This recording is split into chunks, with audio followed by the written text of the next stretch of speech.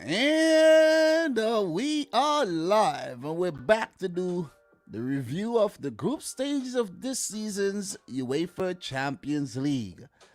But because of the delay of the Atalanta versus Villarreal match, we won't be able to do it properly, right? That sucks. Definitely sucks, man. There's been a lot of developments ever since I dropped my wife off to work and I came back home. I've been working diligently on a few things. Excuse me. Premier League preview for tomorrow. And of course, I watch a few games and just to get updated with what's going on in terms of, a few things. It's been very tough following everything that's been going on. But the last time out, match day 5, I didn't do any live streams on the Tuesday nor the Wednesday. But I said I couldn't make it happen again. You know what I'm saying? I owe you guys this. Last night, I took the night off. Sometimes you just need to take the night off and you need to relax. You see what I'm saying? You just got to chill sometimes, if you understand what I mean. It's healthy. You feel me? And I know you guys want me around for a long time. You see what I mean? So I got to take care of myself. I got to start eating right. I got to exercise. And I got to manage things. You see what I mean? Got to manage my time properly. And not go crazy and burn myself out. Anyways, guys, in the meantime, between time, we're going to take our time and go through all the fixtures and talk about all the groups. I do have my predictions that I made before a ball was kicked in the group stages this season, and we will be talking about my predictions. I didn't do too bad not too bad at all. Not bad. Some I got very, very wrong. Some, I did pretty okay. So, look, without further ado, guys, let's talk. Let's talk. If you guys do have anything to add in terms of any update, something that I may have missed, please let me know. Because it's impossible for me to remember everything from all 16 matches. I was actually there catching up on some goals. You know what I mean? My team City lost. I just had to look back at the goals once again to just verify that it was real and we really conceded those goals. Not a good performance, but I'll talk about that some more. Yeah, so with that being said, let's go through each and every group, man. Let's go through each and every group. And with that being said, yeah. But look, we're going to do something a little different. Since my team is Manchester City, and you got Liverpool here, where a lot of City fans, Liverpool fans here. Let's start from the bottom, man. Let's start from the bottom up, where there's Chelsea, and we go all the way up because that's the way I'm going to try to do things a little bit differently. I don't want to talk about City and Liverpool and then everybody leaves. You see what I mean? So we're going to leave those for last. What we're going to be doing, we're going to be talking about Group H.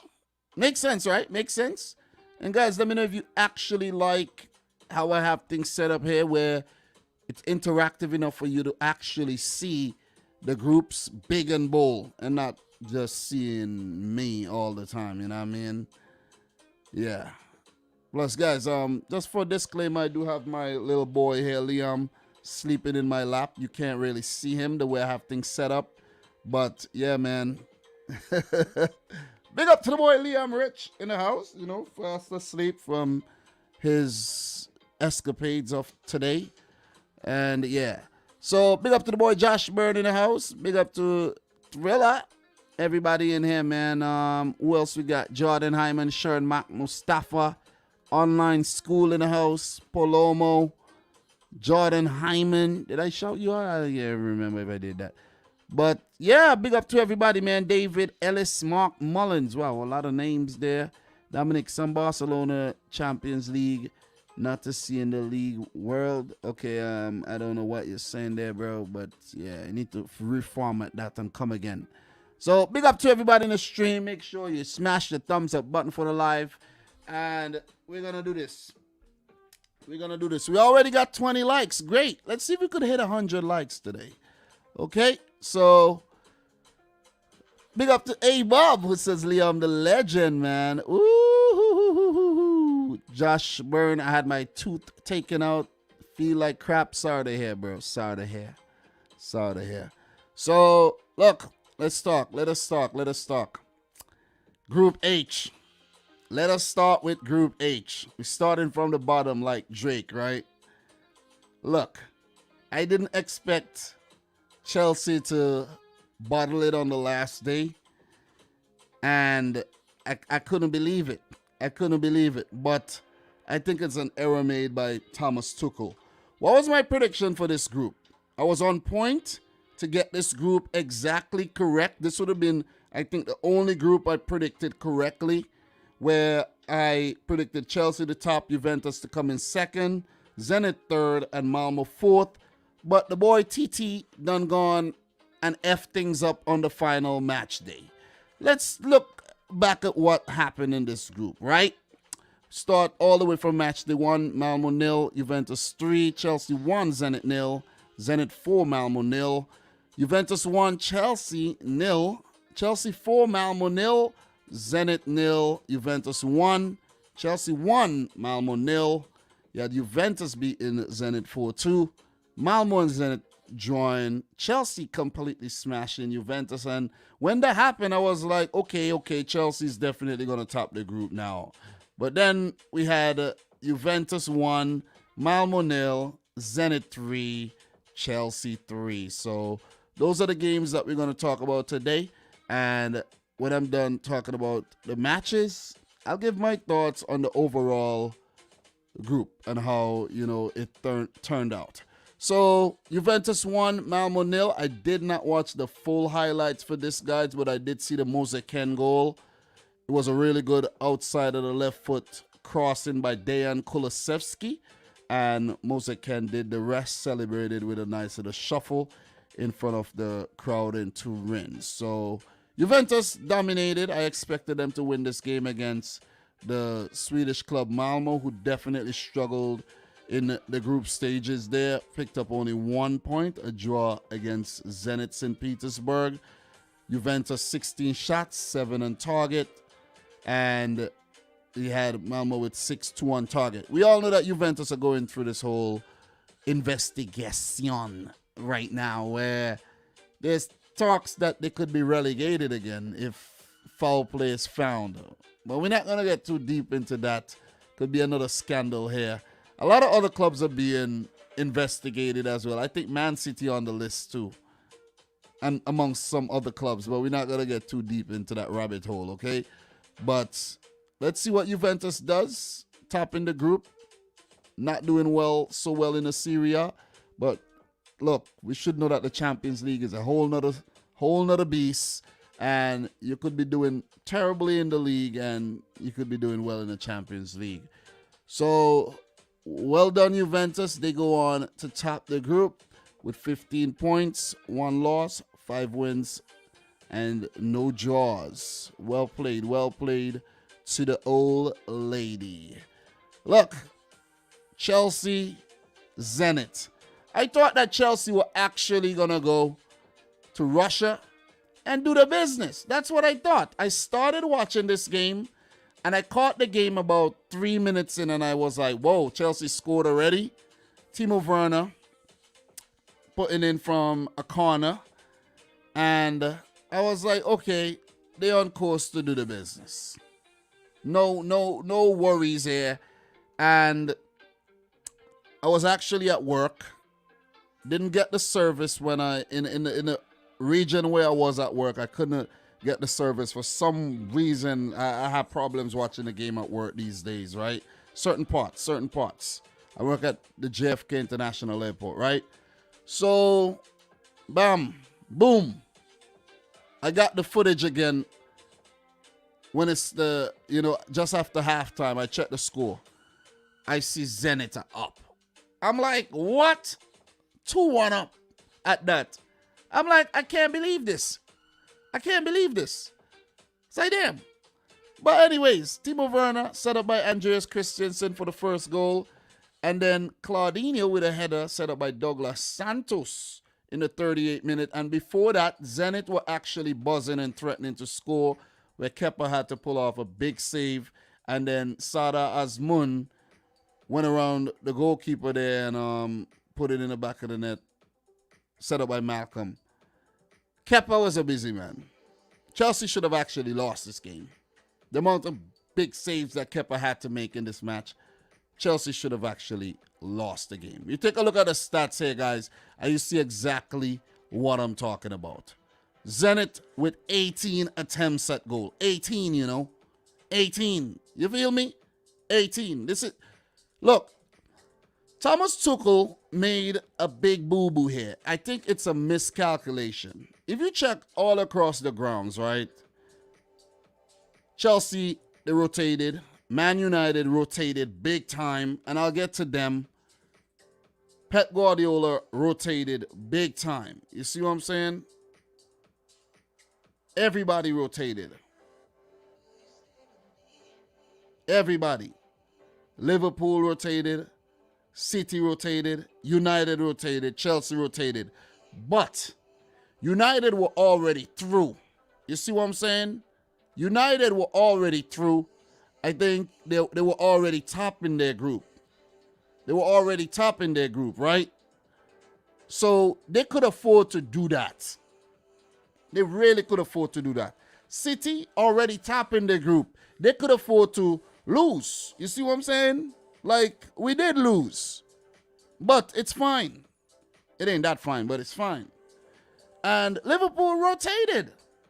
They rotated and they still won. But Chelsea were the only team that couldn't, or they weren't verified as group winners. And I think this is where Thomas Tuchel messed up. But what I think Thomas Tuchel actually did, guys, he has the Premier League in mind. I think he's a bit worried about the Premier League right now after losing that game to West Ham, and he didn't want to throw out his best 11, quotations, best 11. I don't think he knows his best 11, but he didn't want to really go too hard against Zenit because I think he underestimated the Russians. So he figured, okay, let me rest some key players here for the game coming up this weekend against Leeds. And let me go out there and we'll win the game against Zenit. It didn't happen like that. Because let's take a look at the lineup really quick. We have to take our time and we have to analyze this game, this group properly. Look, Zenit pretty much confirmed a Europa League spot. So they did what they had to do. You see what I mean? They did what they had to do. They didn't look too bad in the group stages as well. But Chelsea went in with Timo Werner. And I have to say, look, big up to Timo Werner. I have criticized him in the past, right? He scored twice. Scored the equalizer. Well, that was Lukaku with the equalizer set up by Timo Werner. And then Timo Werner with a brilliant goal. Brilliant goal in the 85th minute. That was not a tap-in. We know a lot of his goals are tap-in. But that 85th minute goal was a banger to put Chelsea in the lead, and I couldn't believe it. I think that was actually one of the goals were actually offside, if I'm not mistaken. But it stood. But it's whatever. Ozdoyev, that volley, oh man, that is ridiculous. Aspilicueta, got to be blamed for that. Horrible clearance, give it right back to Zenit, and they did the rest. So I see people on Twitter blaming Malang Sarr. I see people blaming Christensen. Listen, those Zenit goals were damn good goals. I think Chelsea were way too adventurous at times for the first two goals, and they were punished. They were punished. But look at the lineup, right? Timo Werner. Okay, let's not show that right there. Timo Werner, Lukaku. These guys are coming back from injury, and they're not match sharp. But Timo Werner showed that, okay, I could bounce right, jump right in and score. And Lukaku had a long drought, a goal drought. But The problem wasn't with the players up top. That wasn't a problem. It's playing Saul Niguez and Ross Barkley along with Saw. You see what I'm saying? And I think this is where they went wrong. The team was just all over the place. There wasn't any chemistry in the team, and they were punished. Kepa in goal may have been a big boo-boo as well, because a few of those, maybe Mendy could have saved it. That shot from that last volley there, I think Mendy pulls off a spectacular save. Honestly, I think he does. I really think he does. But with Kepa, even though he did pull off some big saves, he ain't good enough. I don't know, he's just not good enough, man. He ain't good enough, and it's just a little preview of what might happen to Chelsea in January. And I just read across an article that it says that the African Cup of Nations could be brought forward as well by 6 days, which means that players could be unavailable very, very early, maybe earlier than anticipated. Or maybe the change, the AFCON federations may have to actually give the teams a little leeway. But this was not a good performance by Chelsea. Really not. They didn't manage the game well whatsoever. After going up, allowing Zenit to come back and allowing them to go ahead. And even though Chelsea came back with 2 goals, they still allow Zenit back into the game to pick up a point. So I think this is Thomas Tuchel's fault. Got to be his fault, man. But Timo Werner, bro, I got to say, you played well. It's probably one of your best games in a Chelsea shirt. Too bad you didn't win the game. You see what I'm saying? And this could actually be very detrimental for Chelsea, or it could just work out for the better, if you understand what I'm saying. Because let's just go back here. Let's just go back. We're going to go back. And you guys are going to see exactly what I'm going to talk about, right? You guys are going to see exactly what I'm going to talk about. Because Chelsea, second, the teams that they could face is a very small group of teams, right? They cannot face a team from England, which means 3 teams are eliminated plus Juventus are eliminated, which leaves Lille, right? They might end up getting lucky and draw Lille. I'm not saying Lille are going to get pushed over, but come on, guys. You see what I'm saying? They might mess around and get Lille, right? They could also mess around and get Bayern Munich, but they're capable of beating Bayern Munich. We know this. Real Madrid. Ajax. Okay? These are the teams they could face. Ajax, Real Madrid, Bayern Munich, and Lille. I think Chelsea would fancy themselves against both Ajax and Lille, and I just have a sneaky feeling they might get lucky in the draw and end up drawing one of those teams. Think about what I'm saying, guys. Just think about exactly what I'm saying. As for Juventus, who topped the group, they could face PSG. Wow. They could face Atlético Madrid. Wow. Sporting can play Inter from the same country. Could play Benfica. And this is what happens when you top the group. Villarreal, or they can't play Atalanta, could play Villarreal if they come in second, right? The game's postponed there. The game will play tomorrow. And they could play Salzburg. So you top your group, that's the reward you get. You get one of these teams that would have to play out of their skins to knock you out. So that's the situation with Group H there. I think Chelsea, it could go both ways for them. They could end up locking out and picking a team that they're capable of pushing aside, or they might just end up with one of the big guns, Real Madrid or Bayern Munich, who I think they'll fancy themselves against, being the defending champions after picking it up last season, 1-0 against Manchester City. So, look, I think Juventus have done well, seeing that They're not doing so well in the league. Chelsea have been performing at high levels this season, but it seems like that form is kind of, been a little iffy these days, a little inconsistent for the past month or so. Zenit, I didn't expect anything else, but they're doing well in the Russian league. And Malmö, look, they're exactly where I thought they would be. It's my thoughts on Group H. If you have anything else to add, please let me know. All right, so how's everybody in here feeling right about now? Big up to everybody in the house. Make sure you smash the thumbs up button for the video. Let's get the stream up to 50 likes. I know there's about 22 people in here who have not liked the video. Please do so. I will definitely 100% appreciate it. Okay, guys? Come on, let's do it. Let's do it. Get those likes up, man. Get those likes up. Big up to everybody in the house right now. Linda Longsworth, Elevator and Escalator Fan 6. What a name. Josh Byrne is saying Chelsea could get Bayern. Yep, Ilyas Abdi, how are you, man? Yep, Werner did play well. A Douse. Asmoon should have had a hat-trick. Yeah, Asmoon was bright on the day. Did have to go off injured. But he was very, very good. Odegaard in the house, man. Haven't seen you in a while. How are you doing? God damn.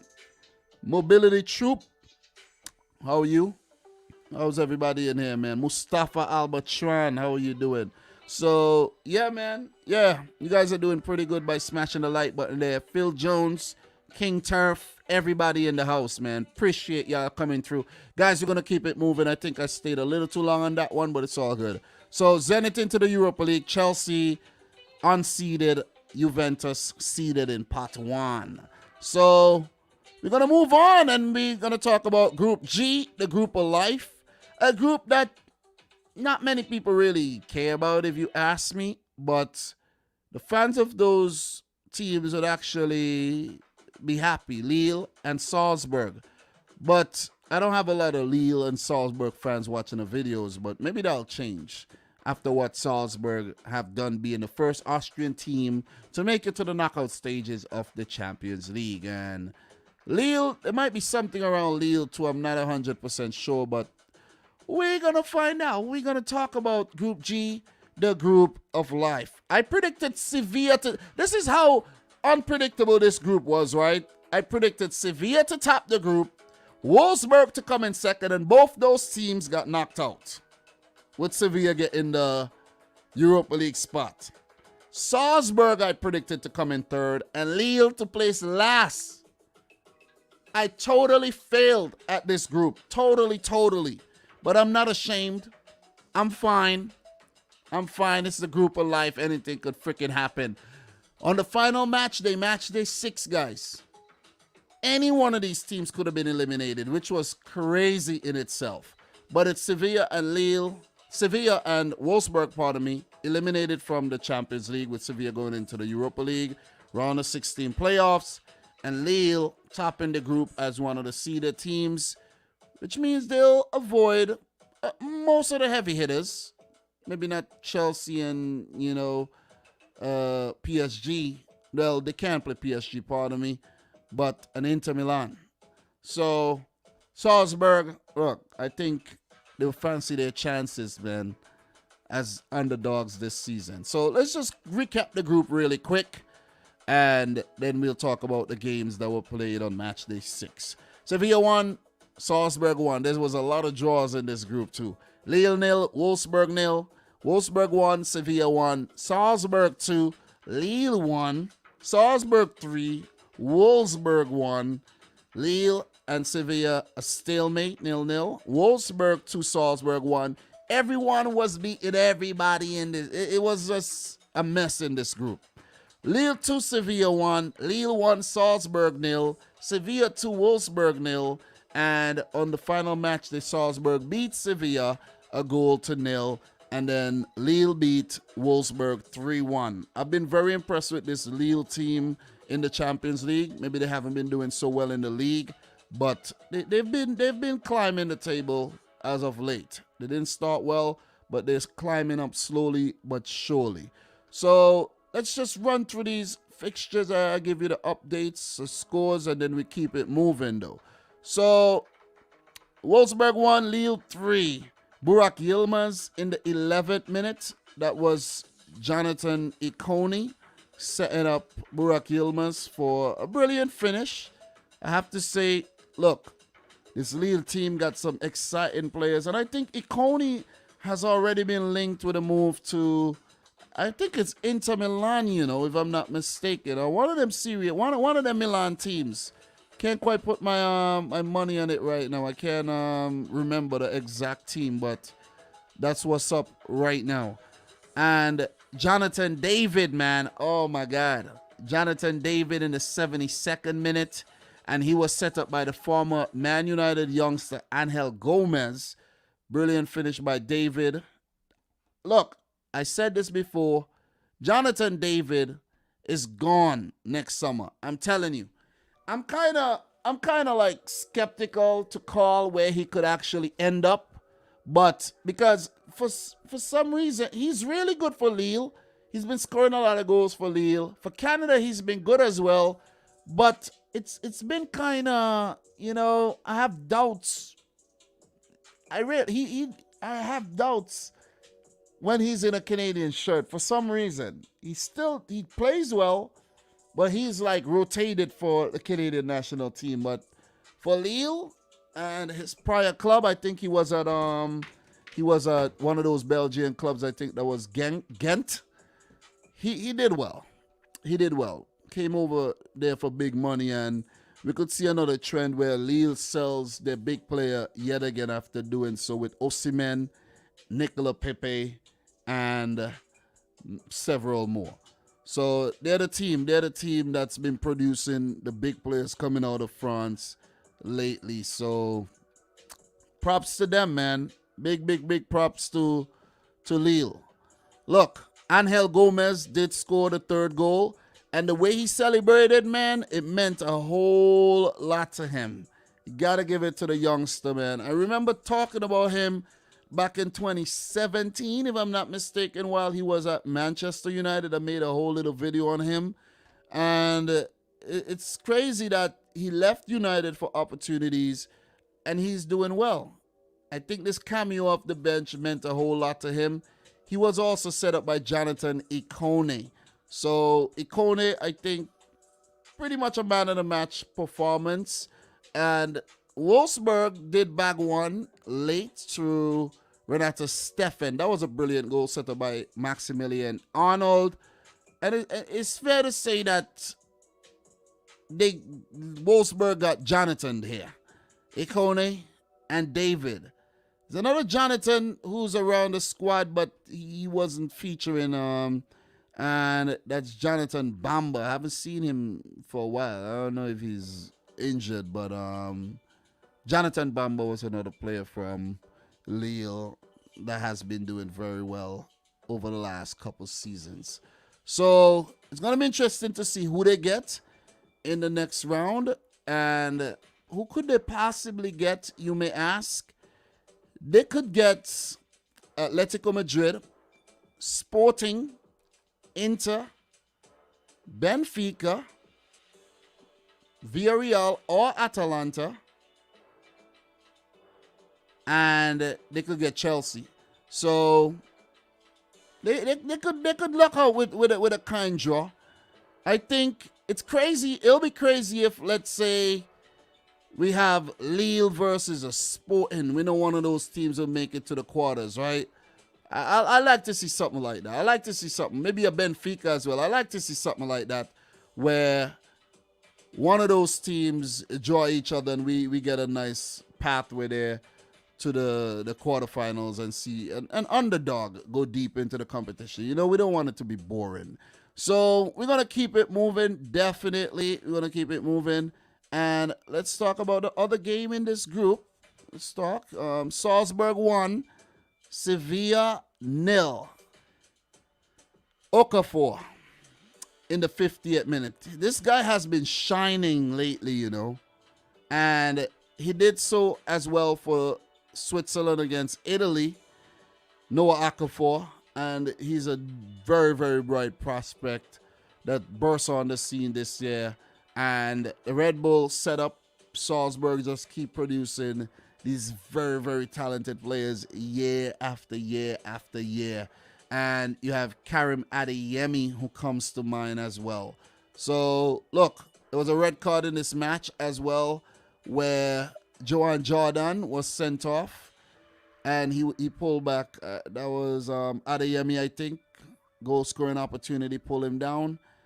And, look, Salzburg had the advantage in this game. The goal for Okafor came in the 50th minute. 50th minute. I did not watch this game, and Jordan was sent off in the 64th minute as well. That was a yellow card, second yellow. But I'm disappointed in Sevilla, to be completely honest. I thought they would have done a lot better with the quality that they have in terms of a Papu Gomez, a Rakitic. You see what I mean? Lucas Ocampos, Munir, El Haddadi. I thought they would have done a lot better. The centre-back partnership of Diego Carlos and Jules Koundé. But Lopetegui's men were quite disappointing throughout the group stage. I thought this was a group that they could have navigated, but they failed to do so. But look, Salzburg, the talent in that team, the goal, the build-up to the goal, where Brendan Aronson, the USA international, Karim Adeyemi, and the pass to Okafor. Listen, scintillating stuff. Scintillating. Red Bull, you're going to be making some money. Maybe some of these players are going to move on to Leipzig. But look, Karim Adeyemi has been linked with Dortmund, and Okafor could be like a surprise signing for any team looking for a quality striker. There's also players like Benjamin Sesko and Junior Adamo, who look good during the group stages as well. And there's a few players that I'm not really going to get into, but there's talent in this Red Bull Salzburg team, and they become the first Austrian team to make it out of the group and go into the knockouts of the Champions League. So, congratulations to Salzburg. Well done. And wrap up the group of life, guys. Group G. Lille top, Salzburg second with 10 points, Sevilla third with 6, Wolfsburg last. Look, I expected better from Wolfsburg and Sevilla, but they both disappoint, and the underdog teams in the group, Salzburg and Lille, make it to the round of 16. So Lille definitely surprised me big time, and so did Salzburg. So not much more to add here. If you have anything else, let me know in the chat. Appreciate that. Appreciate that. Look, and what we got to give credit as well, guys. Lille under new management. Salzburg under new management. So kudos to them, man. Kudos to them. I think Wolfsburg did sack their manager during the season as well. And maybe that has something to play in terms of their failure. So Florian Kohfeldt now in charge of Wolfsburg. I think who was in charge before? Was it Van Bommel, if I'm not mistaken? I can't quite remember, but yeah, I can't quite remember everything. But it can't keep up, man. It can't keep up. Cannot keep up with what's going on. So many managers getting sacked these days. Very, very hard to keep up, man. Yep, it was Mark Van Bommel. I was correct with that, but I was actually a bit second-guessing myself there. But what are your thoughts, guys? Do appreciate that. Big up to Kevin Mitnick in the house. How are you doing? Oh, man, bro, man, come on, man. Come on, man. You're funny, you know. You're a funny dude. You're a funny dude. You come in here, you could say, hey, Liverpool are one of the favorites to win the Champions League. Don't come in here, Liverpool are winning the Champions League. Bro, you're setting yourself up for disappointment, man. You see what I mean? Big up to Eric Kiambo in the house as well. How are you doing? Isaac TDV. How are you doing? Amin Ishmael. Big up to you. Big up to you. Big up to everybody in the house right now. Alf in the house. Big up to Chase Athletics. Natalian Hoyt. Ooh. Doug Gimme Dome. Oh, man. God damn. What kind of name is that, man? But big up to everybody. King Turf in the house. Everybody in here right now. How are you feeling? How's everybody feeling, man? So, that's it for Group G. We're going to keep it moving, though. We could take a look at some Opta stats when we're done wrapping up these things, so we get a little insight here and there. But I want to keep it flowing though. I want to give my thoughts on each and every group and just to talk about all the games. So we're going to move on to the next group here, Group F, which would be curtailed. Curtailed is somewhat, half review if you want to put it that way, because the game between Atalanta and Villarreal has been postponed until tomorrow because of heavy rainfall, snowfall. Inclement weather, you put it that way. Inclement weather.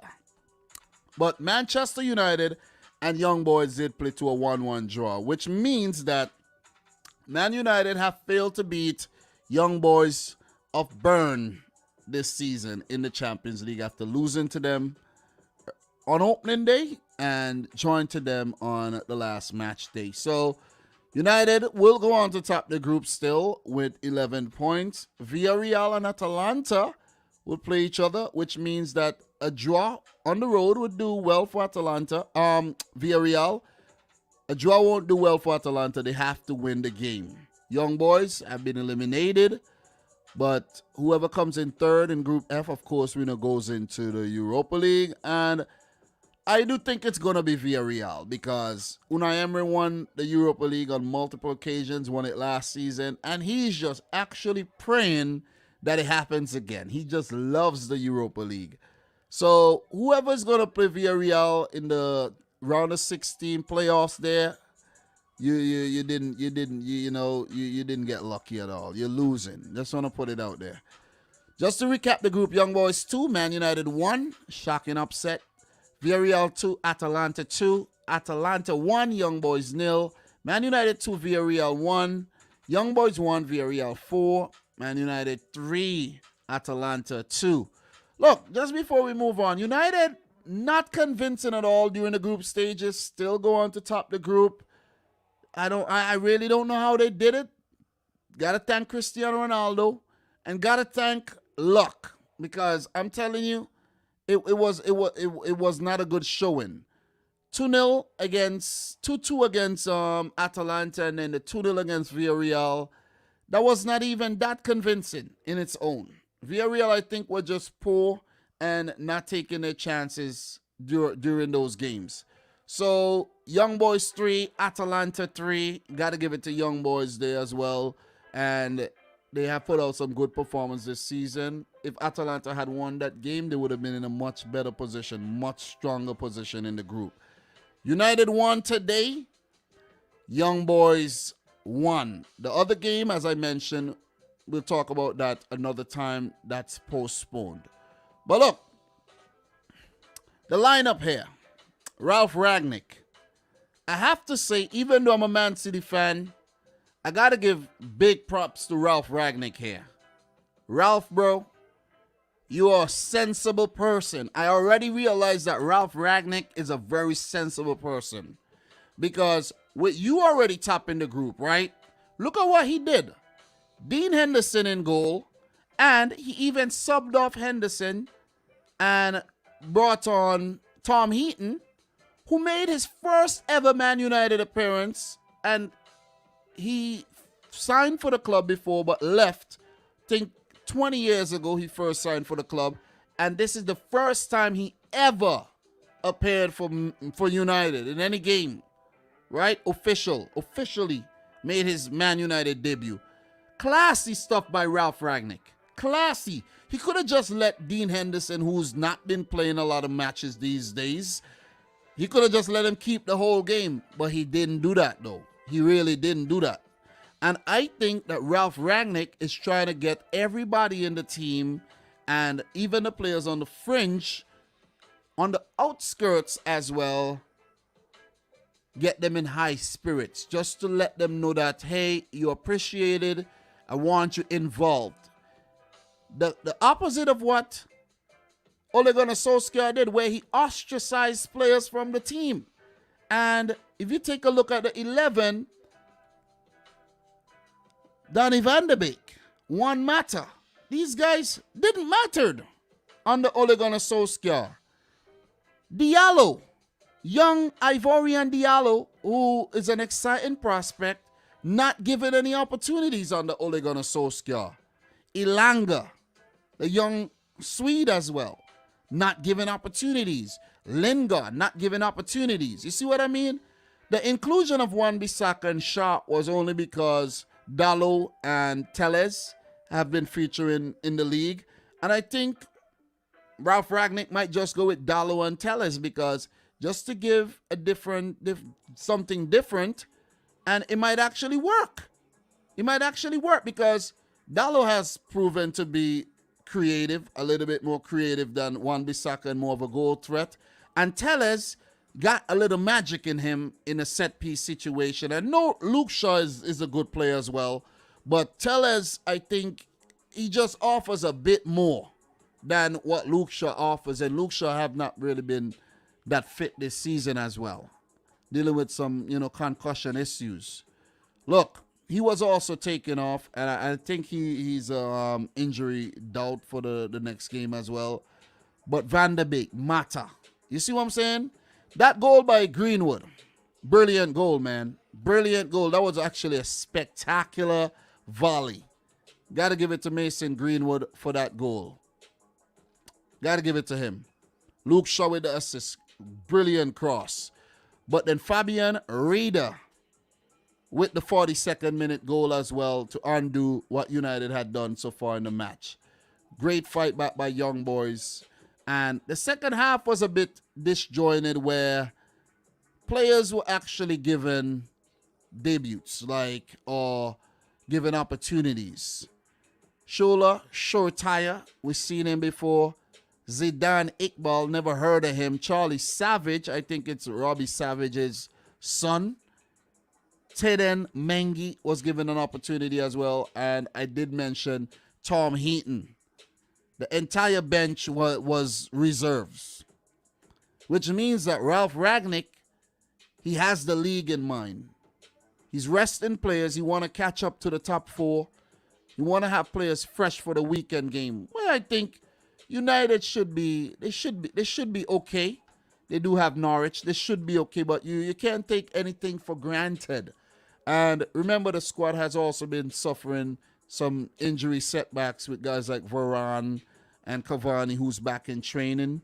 Paul Pogba, Anthony Martial comes to mind, right? You guys might say, wow, you know so much about United. Guys, I come on. I talk about every team every week, every Premier League team, and I know what's going on in terms of injury, suspension, and things like that. Not every single thing, not 100% correct with everything, but I'm on point, and I think I'm a rare breed when it comes to that.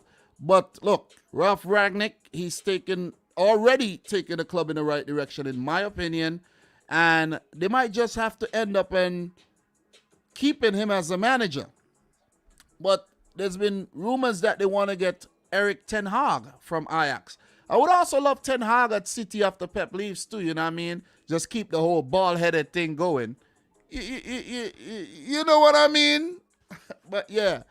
So, look, good stuff by young boys to get the draw for United. Guys, this game was pretty much inconsequential, and they did the right thing to actually rotate and rest players, right? Well, you know what I mean? Great stuff. United topped the group, and they put themselves in a good position to move deeper into the competition. So who could United actually play in the round of 16, you may ask? They could face PSG, Atlético Madrid, Sporting, Inter Milan, Benfica, Salzburg. Yeah, and Salzburg. So they could get lucky with maybe a Salzburg or maybe a Benfica, to be completely honest. Even Inter might actually be a lucky draw. But you don't want to play PSG or Atletico Madrid right now. Just want to put that out there. Not yet. Not yet. Sporting maybe a good draw as well. So what are your thoughts on United? Let me know in the chat. As I mentioned, Villarreal, Atalanta will play tomorrow. I think Atalanta will go on. Let me know who you think will move on. So, anything else to add? Let me know, man. Let me know. Let me know. So, A-Bob is saying, I want him to go upstairs. You might just need him downstairs, man. You might just need him downstairs. Guys, make sure you like the video. Smash up the thumbs up button. Let's get the stream to 100 likes. We got 132 people in the house right now. And we only got 53 thumbs up. Come on, man. We could do better than that. We could definitely do better than that, man. Come on. You guys could do better than that. And remember, it's a holiday season. Happy holidays to everybody who celebrates. You know what I mean? Note I said happy holidays. I didn't say Merry Christmas. Big up to the boy Jove O'Hara in the house as well. But happy holidays to everybody. I hope you're enjoying the season. And I'm hoping to get a PlayStation 5 for Christmas. That's what I have on my list. I hope I've been naughty. I think I've been naughty this. No, not naughty. I think I've been nice enough. I don't know why I said. Maybe I'm guilty of being naughty, but I think I've been nice enough this year to get something nice for Christmas. PS5 maybe. Oh my God, give me a PS5. Anyways, I hope my wife's listening. I hope she's listening. You know what I mean? So let's go. Let's keep it moving though. Let's move on to the next group. Oh, this one is fun. This is fun. Group E, baby. Group E. Look, before we move on to Group E, my prediction for Group F was United, Atalanta, Villarreal, and Young Boys. I might actually get that one exactly right. I might just luck out with that one. But let's really talk about Group E here. Let us go. It's one of the most exciting groups this season in the Champions League, right? I've really enjoyed talking about Group A, Group B, Group C, and Group E. Those groups are my favorite groups to cover during the Champions League. And Group E, it really gives us something to talk about this season where Barcelona have failed to qualify for the round of 16 of the Champions League for the first time since, I think, the 03-04 season, where they were knocked out by Leeds United. If I'm 100% right there. So they're going through a transition right now where over the last couple of seasons, they've been embarrassing themselves in the Champions League, right? Remember them winning the first leg against Liverpool and then going to Anfield and getting absolutely destroyed. Then we remember them getting smashed 8-2 against Bayern Munich, right? You remember that? You remember that? In that, I think the tournament was being played in Portugal at that time when they had the whole coronavirus back in 2020. And there we go again this season with another embarrassing performance. God damn. And I think all these performances come under, what, 3-4 different managers now? You can't blame Xavi too much, but Valverde, Quique Setien, Ronald Koeman, and, now Xavi. The mighty Barcelona have fallen from grace. Lionel Messi left the club. It just haven't been Barcelona year at all. But I have to say this. I think Barcelona should rise again from the ashes like the Phoenix. I think they will. I think they will, man. They got some neat little players in their team, and they will rise again. Right, Barca fans? Keep your head up, man. Dry your eyes. Stop crying. It's okay. But in this group, Bayern Munich topped the group perfectly. Perfect Bayern Munich. And I think, I actually saved something here. But it's a record-breaking season for Bayern Munich as well. 22 goals scored, 3 against, a plus 19 goal difference, 18 points. They decimated everybody in the group, man. You send anybody, Bayern Munich, handle business. Julian Nagelsmann, only 34 years old. Guys, for your information, I'm 34 years old. I might look a little, how old do I look? Do I look 34 or do I look older or do I look younger? But I'm 34. I'm not hiding my age. You know what I mean? I'm a grown-ass man. I got 3 kids. I'm married. I own a home. I have a career. I'm grown. I'm older than Julian Nagelsmann. and guys like Dominico Tedesco, who's been appointed a new manager of Leipzig. Look, according to what I see in the news, you know, but you got to give it to Nagelsmann. The guy's only 34, man, and he was managing in the Champions League since he was 31. Like, wow. Jeez, man. I'm telling you, like, jeez. The man is a genius. The man is a genius. So young, but so damn good. Benfica. I didn't expect Benfica to do this well because my predictions for Group E, Bayern Munich to top, Barcelona to come in second. After all, Barcelona had the talent. They were doing the business, and they had acquired Aguero, Memphis. They had Coutinho, veterans like Alba, Piqué, Busquets, Ousmane Dembele. They had the squad, right? They had the players. But I don't know what happened, man. I don't know what happened. Koeman got his ass sacked. They were just horrible. They were horrible, right? But before I do talk about Barcelona, Benfica deserves a lot of credit here. I think they should have beat Barcelona.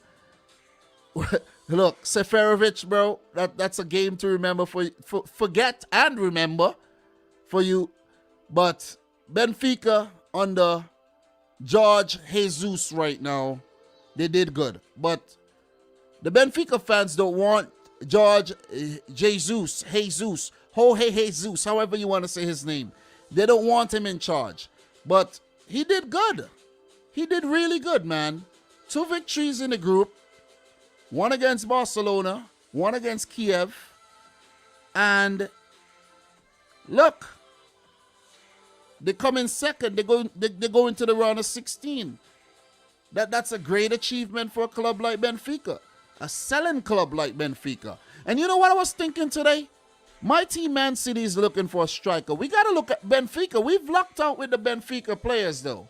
If you really look at our squad, we got a lot of former Benfica players in the team. Diaz, Bernardo Silva, João Cancelo, Ederson. You know, Benfica is the place to shop for players. You feel me? So, great job finishing above Barcelona. Just got to put it out there.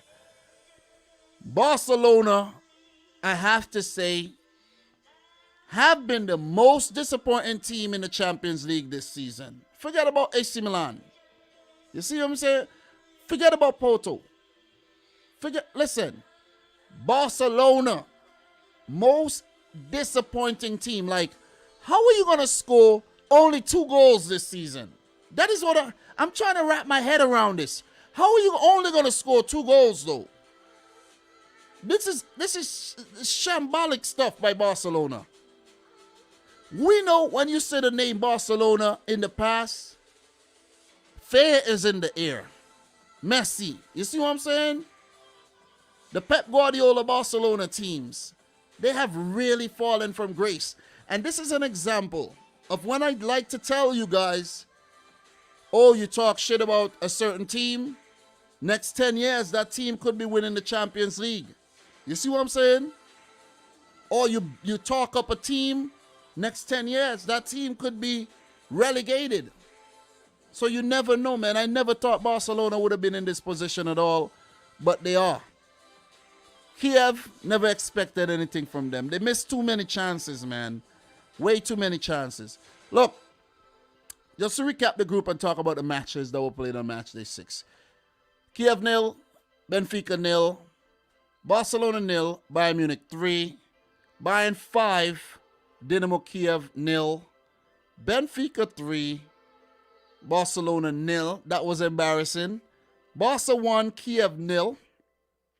Bayern Munich 4, Benfica 0. Barcelona 1, Kyiv 0. So the only team they were able to beat in the group, Dynamo Kyiv. Dynamo Kyiv, that's unacceptable by a 0-0 both times. Bayern Munich 5, Benfica 2. And we have Bayern 2, Kyiv 1. Barcelona 0, Benfica 0. Benfica should have actually won that game. And we get to today's matches. Benfica 2, Dynamo Kyiv 0. Alexei Yaremchuk, the Ukrainian international, good goal, near post stuff, 16th minute. Benfica did the business. They said, hey, we're in a great position. We win this game. We know that Barcelona are going to F things up against Bayern Munich. And we got to do what we got to do and win the game. If the game had ended in a draw, right? Benfica would have still gone through. If Barcelona Bayern was supposed to end in a draw, Benfica would have gone through on the head-to-head rule. But Benfica needed to win the game. Because if Barcelona had, well, they lost the game. If Benfica had drew or lost, then Barcelona would have gone through even though they failed to beat Bayern Munich. And we really don't want to give awards for mediocrity around here. We're not going to do it. Not happening, right? We're not about that life around here. Not at all. So, look, Yaremchuk, early. Jean Mario with the setup. Very good build-up play for this goal, by the way. And Gilberto, right-footed shot. First goal in the tournament. And scouting around Gilberto, he's about 28 years old, so can't pick him up. He's a right back too. You know, if you're looking for a little right back, you could get him, Gilberto. Never heard of him in the past though, so you know, a little bit of scouting. I'm doing a little scouting as I analyze these matches as well. Darwin Núñez comes to mind, but I don't like Núñez for some reason. I don't trust Núñez at all. Really don't trust Núñez. But let's see how it goes. But good win for Benfica and quality performances in the group stages. They're awarded with a spot in the round of 16. Let's talk about the big game, man. It could have been more embarrassing. Another 3-0 win for Bayern Munich. And this is a Bayern Munich team that's depleted right now, where there's players like Kimmich out, coronavirus. The boy Eric Maxim Choupo-Moting, who I've heard been suffering from some really serious symptoms from the coronavirus. So hope he's well, hope he gets better. But I've heard also that most of the players that's out with coronavirus are also unvaccinated. I know Choupo-Moting, I heard, is unvaccinated. And Kimmich, that's been highly publicized that he's unvaccinated. Leon Goretzka out as well.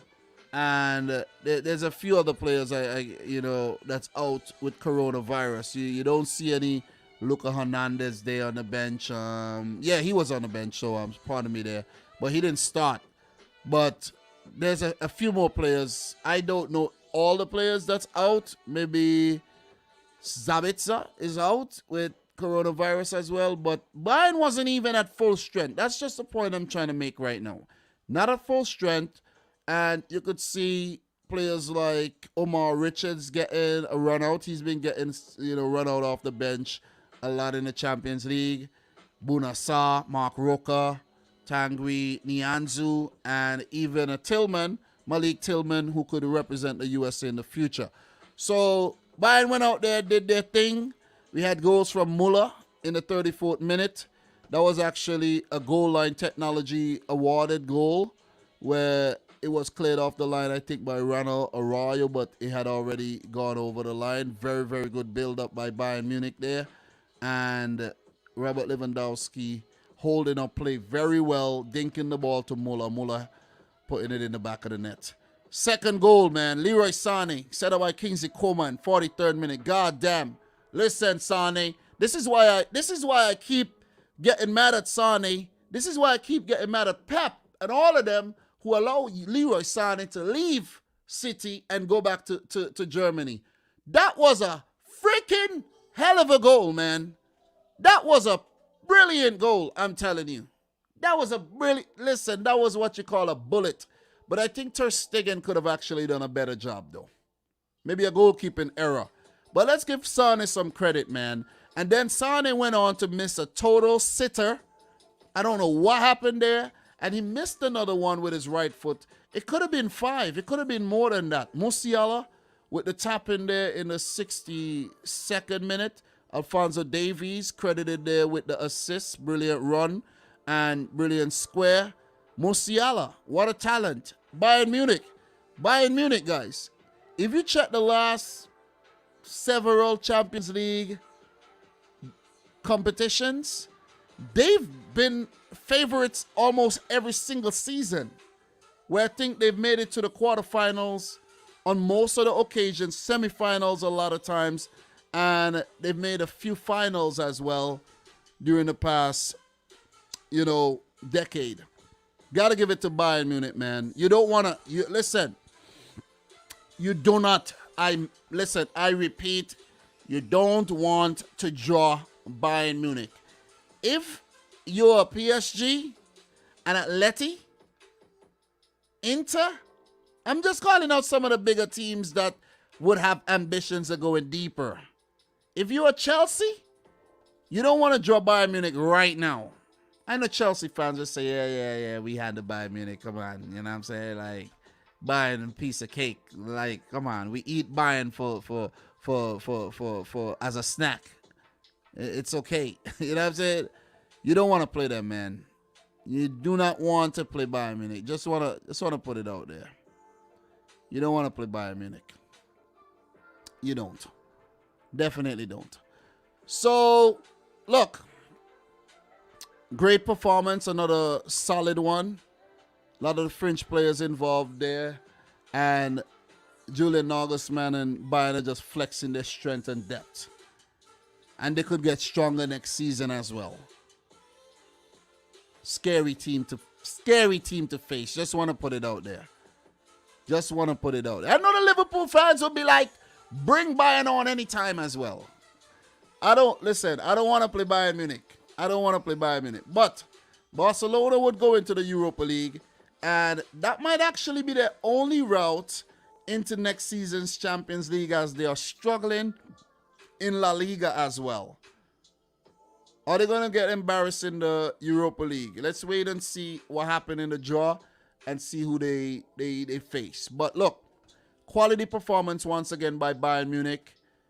I will check some Opta stats later to see some of the records they've broken, but I'm pretty sure there's a lot there. Thomas Muller scored his 50th Champions League goal and became the first German player to score 50 in the Champions League as well. So that is something that's not mentioning.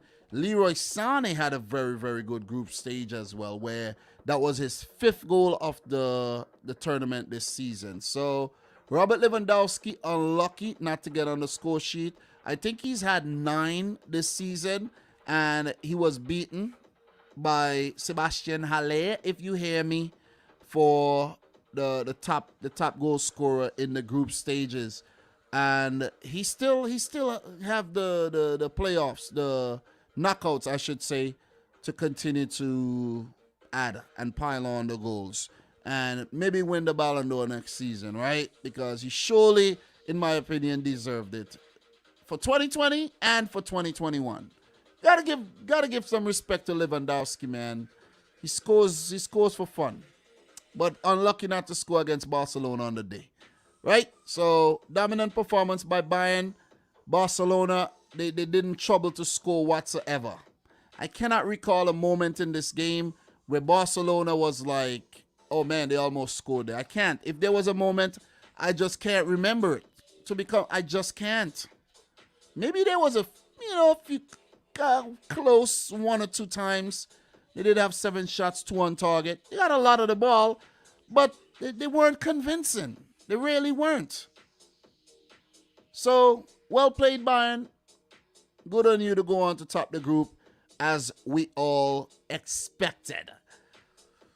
That's my thoughts on Group E. Let me know yours. We're halfway through, and we're doing well. We're doing very, very well. We've gone an hour. We'll take another hour to go through the next 4 groups, and then we'll maybe, check some up the stats with the time we got left, and you guys will bring up some, some missing talking points as well, some things that I didn't talk about. So I think we've been doing well so far, guys. We need 29 more likes to hit 100. Please hit the thumbs up button. We'll definitely appreciate that. And appreciate the support by everybody in the house right now, man. Mr. Big Brains, home of Juve. We got Steve in the house.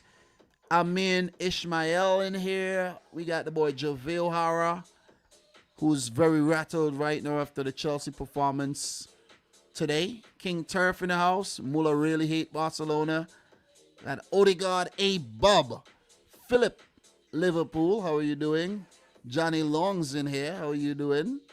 Johnny Longs. Who else we got in here that I haven't shouted out yet, man? Much respect and love to everybody who support the thing, man. Umar, Danish as well. Everybody, thank you very much, man. Thank you very much. Cairo Weller in the house. Oh, man. Nice to see you. All right, guys. So we're going to keep it moving. And we're going to move on to the next group.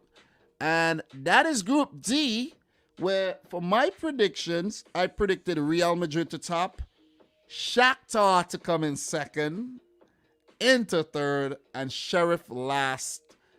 I messed up in this group where Real Madrid topped the group, Inter second, Sheriff third, Shakhtar last. Gotta give it to Sheriff Tiraspol here, man. I'm happy for Sheriff that they actually ended up getting a Europa League spot after picking up those two brilliant victories, one against Shakhtar and the other against Real Madrid, of all teams, right? So that was the only blemish on the Real Madrid's record in the Champions League this season, as they're looking good in La Liga and they've looked good in the Champions League under Carlo Ancelotti, who means business. Vinicius Jr., Karim Benzema, an absolute fire. So let's just recap the group details and then we talk about the matches that were played on match day 6. Sheriff 2, Shakhtar Donetsk 0. Real Madrid 1 Inter 0. Shakhtar 0 Inter 0. Real Madrid 1, Sheriff 2. That was an upset again. And we thought that Sheriff could have gone on to top the group, but they kind of fell apart after that, losing back-to-back games against Inter. So Inter 3, Sheriff 1. Real Madrid 5, Shakhtar 0. Real Madrid 2, Shakhtar 1. Inter 3, Sheriff 1. Inter 2, Shakhtar 0. Real Madrid getting a revenge over Sheriff on the road, 3-0.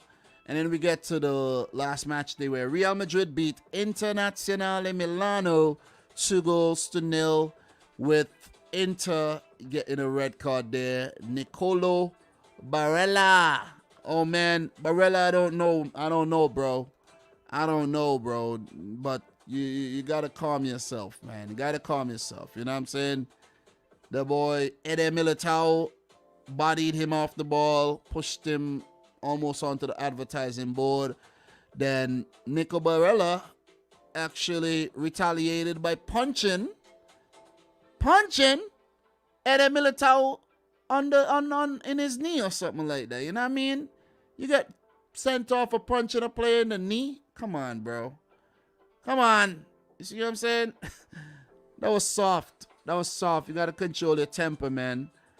Where it was still up for grabs in the group, where they could have actually won the game and topped the group, but they still go through, but in second. But look, Toni Kroos in the 17th minute, man. Rodrigo with the assist. That was a brilliant left-footed shot by Toni Kroos. Got to give it to the German veteran there. Brilliant goal. Marco Asensio. That was a brilliant shot, man. Set up by Dani Carvajal. That was a great shot from the right side of the box. Left-footed shot by Asensio. First goal of the Champions League this season. 79th minute. And that was goddamn wicked, I'm telling you. That was wicked. He came off the bench. That was wicked. One for the ages. The Real Madrid team looking stacked up these days, man. Look, we had Eduardo Camavinga, the new man coming off the bench. Mariano Diaz back at the club. Marco Asensio, Fede Valverde, Eden Hazard. Bench looking good when you could bring players like that off, you know, bring them on, rotating. Casemiro, Jovic, who's been, you know, picking form these days. Rodrigo, Toni Kroos, and Vinicius Jr. were all substituted. The team's looking solid, man. David Alaba is settling in. Ferland Mendy's fit again. Carvajal's fit again. Militao's been a rock at the back. You know, so Modric, ageless, got a contract extension to I think 2023. So the team's looking nice. Gotta give it to Real, man. And when you talk about favorites to win the tournament, you gotta put them in the conversation. I don't know about Inter too much about that conversation, but they do have quality on their team as well. Dzeko at his age. Lautaro Martinez comes to mind. Ivan Perisic, veteran as well. Çalhanoğlu, their new man. Brozovic, red-carded Barella. The team looks good, man. The team looks good. Handanovic still in goal as well. Probably looking to move him on sooner rather than later. The team got some quality with the boy Arturo Vidal, Alexis Sanchez, a Chilean duo as well who came off the bench. So, look, Real Madrid push aside Inter once again. They've been really bullying Inter across the last 2 seasons, though. So, you got to give it to Real Madrid. A team you don't really want to play in the next round. You don't really want to play them, but, you know, Man City did push aside Real Madrid previously. So, bring them on. Bring them on. So, look, we're going to keep it moving, though, and talk about the next game in this group. And that's the game between Shakhtar and Sheriff. Look, Sheriff had to come from behind to pick up a draw. Last minute setting. Fernando in the 42nd minute. And then Nikolov in the 93rd. Good goal, man. Good build up. And literally final kicks of the game. The clock said 90 plus 2 minutes and about 45 seconds when the goal scored. And it was 3 minutes of extra time there. So, good stuff by Sheriff. Poor game management by Shakhtar. And they miss out on picking up a win there. And Sheriff go on to the Europa League. So, Roberto De Zerbi under a little pressure there. But, look, got to give it to Sheriff, man. Guys, they had us dreaming this season. They really had us. Sebastian Till, I think, has been the standout player this season for Sheriff.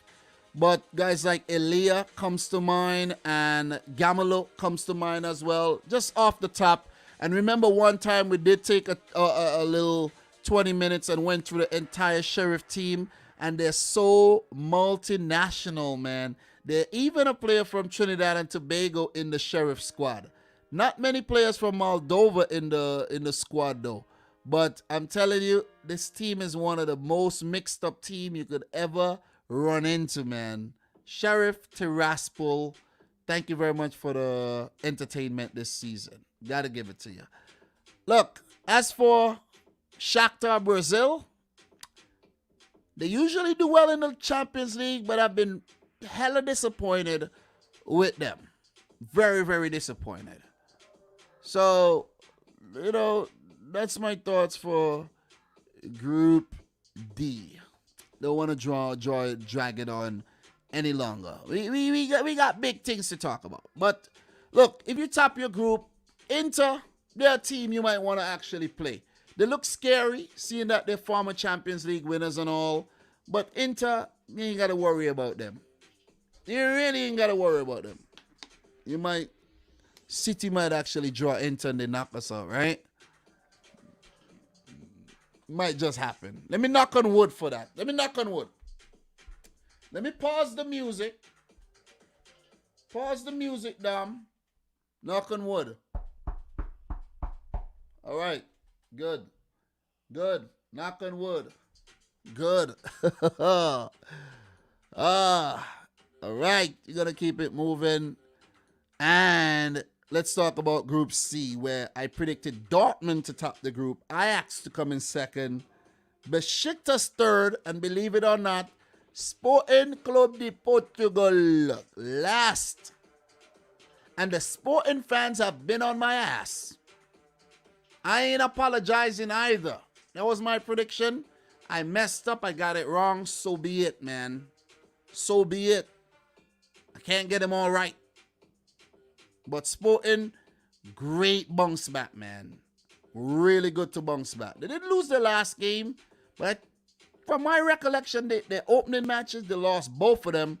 But Bounce back very, very brilliantly, man, with 3 wins on the trot and then a loss on match day 6. So, well done to Sporting. But Ajax became the first team from the Netherlands to win all six of their group match. That was the first time they've ever pulled that off.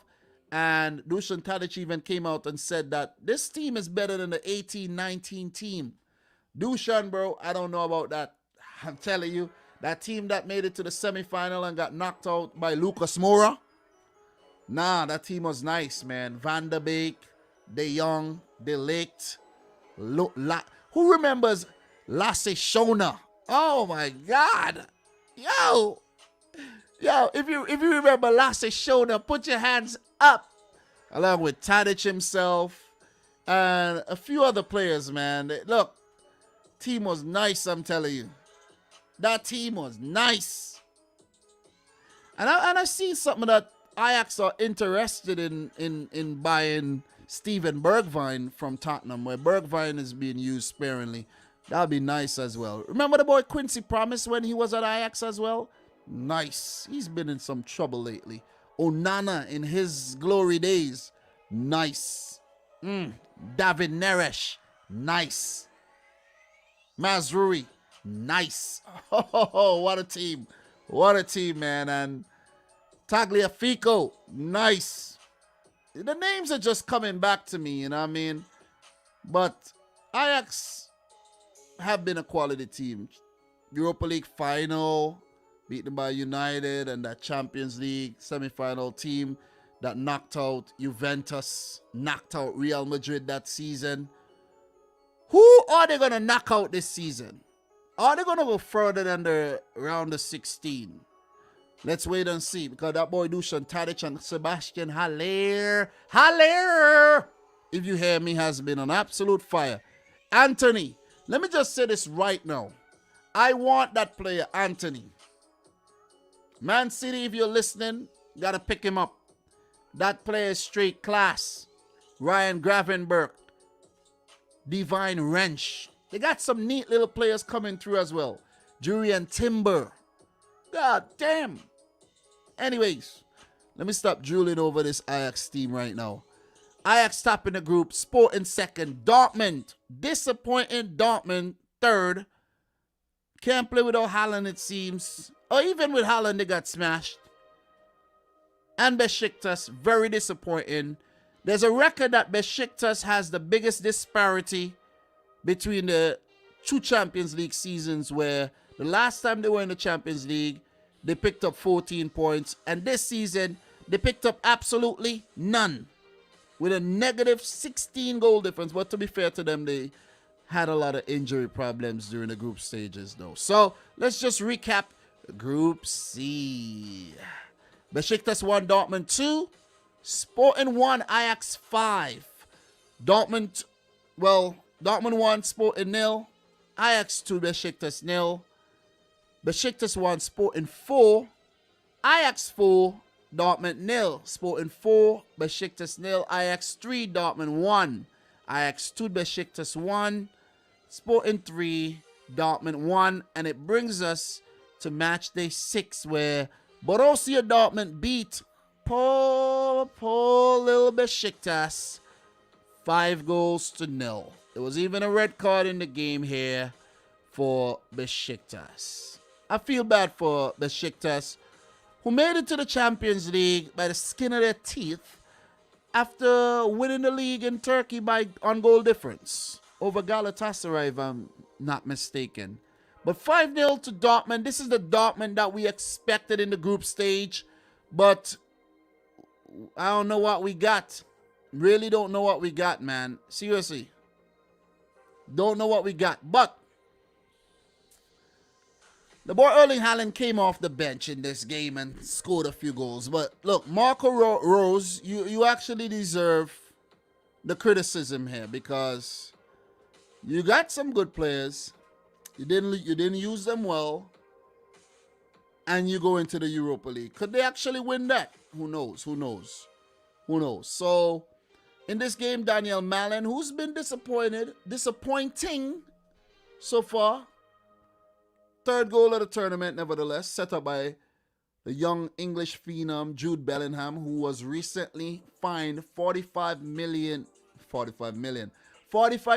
euros for his statements against the decision to play a controversial referee in the classical game between Bayern and Dortmund that Bayern went on to win, right? 3-2. Marco Reus penalty in the 47 minutes, second minute of the first half, extra time set up by Mahmoud Dahoud was a fouled player there.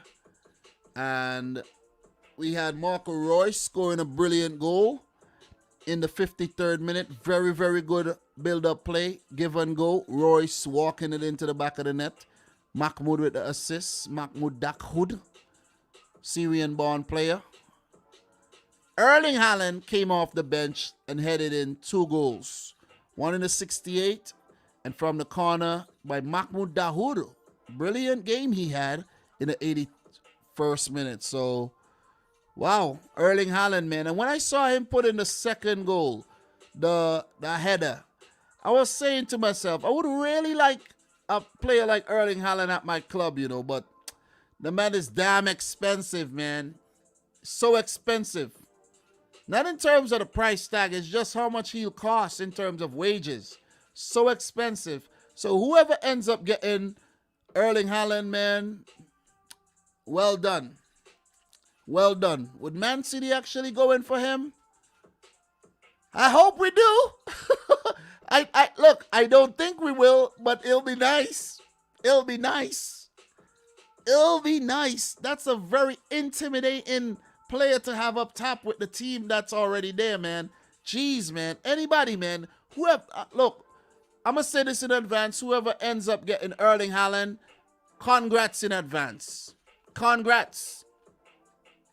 Big congrats. Wellington was red carded in the 43rd minute. Professional foul there on Mahmoud Dahoud. He was through on goal. Wellington pulled him down. So, poor performance during the Champions League for Beşiktaş. Hard luck to the CONCACAF boys, Atiba Hutchinson and Kyle Larin. But, y'all got to do better than that, though. Sergen Yalchin.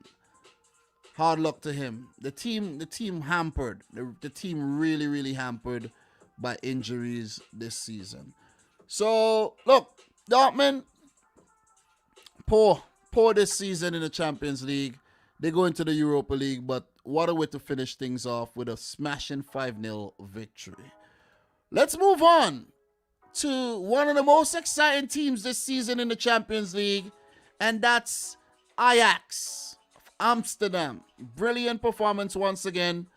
4-2 win over Sporting. They scored a lot of goals in the competition, and they finished things off in the group with another brilliant win.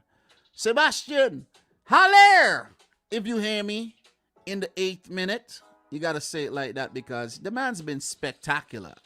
And you can't say his name without actually saying Haller, if you hear me, right? Nuno Santos bag one in the 22nd minute. That was a good goal.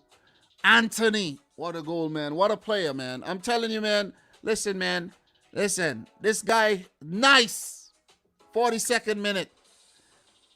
David Neres, who's been, MIA lately amongst the goals. That was also a good goal. They scored some good goals. I just want to put it that way. 58 minute. And Steven Berghaus to bring the house down.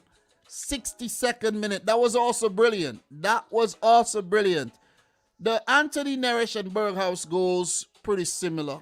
Pretty similar goals. The build-up and the execution, picturesque. Picturesque at best. And this Ajax team, man, they were so damn good in the group, man. I'm running out of adjectives to describe how good this team was. Seriously. So Tabata did pull one back for Sporting, 78 minutes. It was a good game, very entertaining match. And Ajax did well, man. Y'all did well. So you did good. You did real good. You did real good, man. Look, Divine Wrench. What a name. shout outs to the boy Divine Wrench. Got players like Kenneth Taylor coming through, Julian Timber. I'm telling you, where do they find these guys? Where do they find these guys? The recruitment is just absolutely ridiculous, and they just keep churning out these quality players time and time and time again. And what I like that they've been doing as well lately, they've probably done it before, but what they've been doing is bringing players like quality Dutch players and other nationalities to the team who's failed at their previous clubs. You think about a David Klaassen who went to Everton, then Werder Bremen, and didn't really do well, and they brought him in, and he's done well, respectably at the club. You think about Sebastian Haller, you think about Dusan Tadic, these signings. You think about Daley Blind, his Man United career didn't really work out too much, but he's a quality player. You see what I'm saying? He's done well. A player that we got to all watch out for, definitely Lisandro Martinez. Peshers as well. I'm surprised Mazrui is still at the club, but look, and I know I'm probably not even mentioning some of the very, very good youngsters like Mohamed Darami and Danilo, who 22 years old, he haven't really lived up to expectations so far, but I could remember looking at him a few seasons ago and say, okay, this guy might actually turn out to be, really, really good. And I'm pretty sure there's a few more in the academy that, we got to keep our eyes on. Look, Sporting as well. Pedro Gonçalves comes to mind. That's a player that we all got to watch and keep an eye on in the future. Thiago Thomas as well looks very, very bright. And Joao Palhinha, who wasn't involved, probably suspended. He's one that look good. But look, Ruben Amorim, the coach of Sporting, you got to feel proud of yourself there, man. You guys did pretty well to get out of the group and go into the round of 16. All the best. Everyone would want to play Sporting. I might actually, be regretting saying things like this.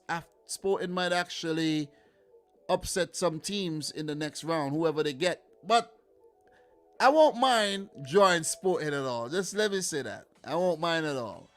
But well played to Ajax. Broke some records during the group stage, and they did pretty damn good in all departments, especially in the goal scoring department and quality defensively as well. So, look, when considering they had goalkeeping problems with Onana and Stecklenburg, and Pasveer had to fill in for most of the games. So, well done, Ajax. All the best in the next round. Same to Sporting. Dortmund, I think, very disappointing. Different Dortmund, different disappointing. And look, Beşiktaş, the luck didn't go their way. You make your own luck, but they didn't make any. That's my thoughts on Group C. Let me know yours in the chat. So with that being said, guys, we do have two more groups to go through, and that's Group B, the so-called group of death. Nothing scary about it at the end, right? And then we have Group A, my group, Man City, PSG, Club Brugge, Leipzig. And we got to talk about a City loss too. I really like talking about losses, but we have to. So, in the meantime, between time, big up to everybody in the house. Sean Mack, Merry Christmas in advance to you too. Odegaard, Johnny Longs, Palomo, everybody in here. Where's my boy Robert Robinson, man? I was just like, where's Robert? Where's the boy Julian? Julian, where are you? Big up to Dupe. I don't see him in here, but big up to Dupe. All the regulars. Big up to everybody, man. Thriller from Manila. Big up to the boy Ron in the house, man. Yeah, I know. But still. Big up to the boy Jove. Who else we got in here, man? Who else we got? Milan in the house. Ajax fan Milan. Came through the right time as well. Who else we got? If you're watching and you haven't yet made a comment, please comment, guys. Comment. Give you a shout out. You know what I mean? Luman, you? Change your name to Luman? What's going on here? What's going on? But yeah, guys, if you haven't yet liked the video, make sure you do so. Have we hit 100 likes yet? 90. We need 10 more, guys. 10 more. Actually, 9. Could we hit 100 likes? Jaron Prince. What up, what up, what up? Big up to the boy Jaron Prince in the house. Big up to Allison Saim in the house. Yeah, come on, guys. Come on. You see some of the people coming out of the woodworks. Come on, man. Talk to me, talk to me, talk to me. If you haven't yet said anything, say something. All right? Why don't you say something? Say something. Come on. Say something. Say something. And if you haven't yet subscribed to the channel, make sure you do so. If you're watching and you haven't yet hit the subscribe button, guys, we're on our way to 49K. We'll hit 50K pretty soon. I'm not in any rush. I'll hit it. We'll hit 100K one day, if I'm lucky. Maybe in 5 years. Maybe not. Let's see. Let us see. This is what? I've been doing YouTube since 2017. So I did the 16-17 season, 17-18, 18-19, 19-20, 20-21. This is my 6th season. 6th. Right? I might actually peak in my 10th seasons. You know what I mean? Maybe in my 10th. Big up to Samir Hirachan. How are you doing? How are you? How are you? How are you? Guys, let's go. Let us go. Let us talk about the so-called group of death. Group B. Where Liverpool topped the group. And I did read that they became the first English team to win all 6 group matches. That's a pretty neat achievement there, if you ask me, Liverpool.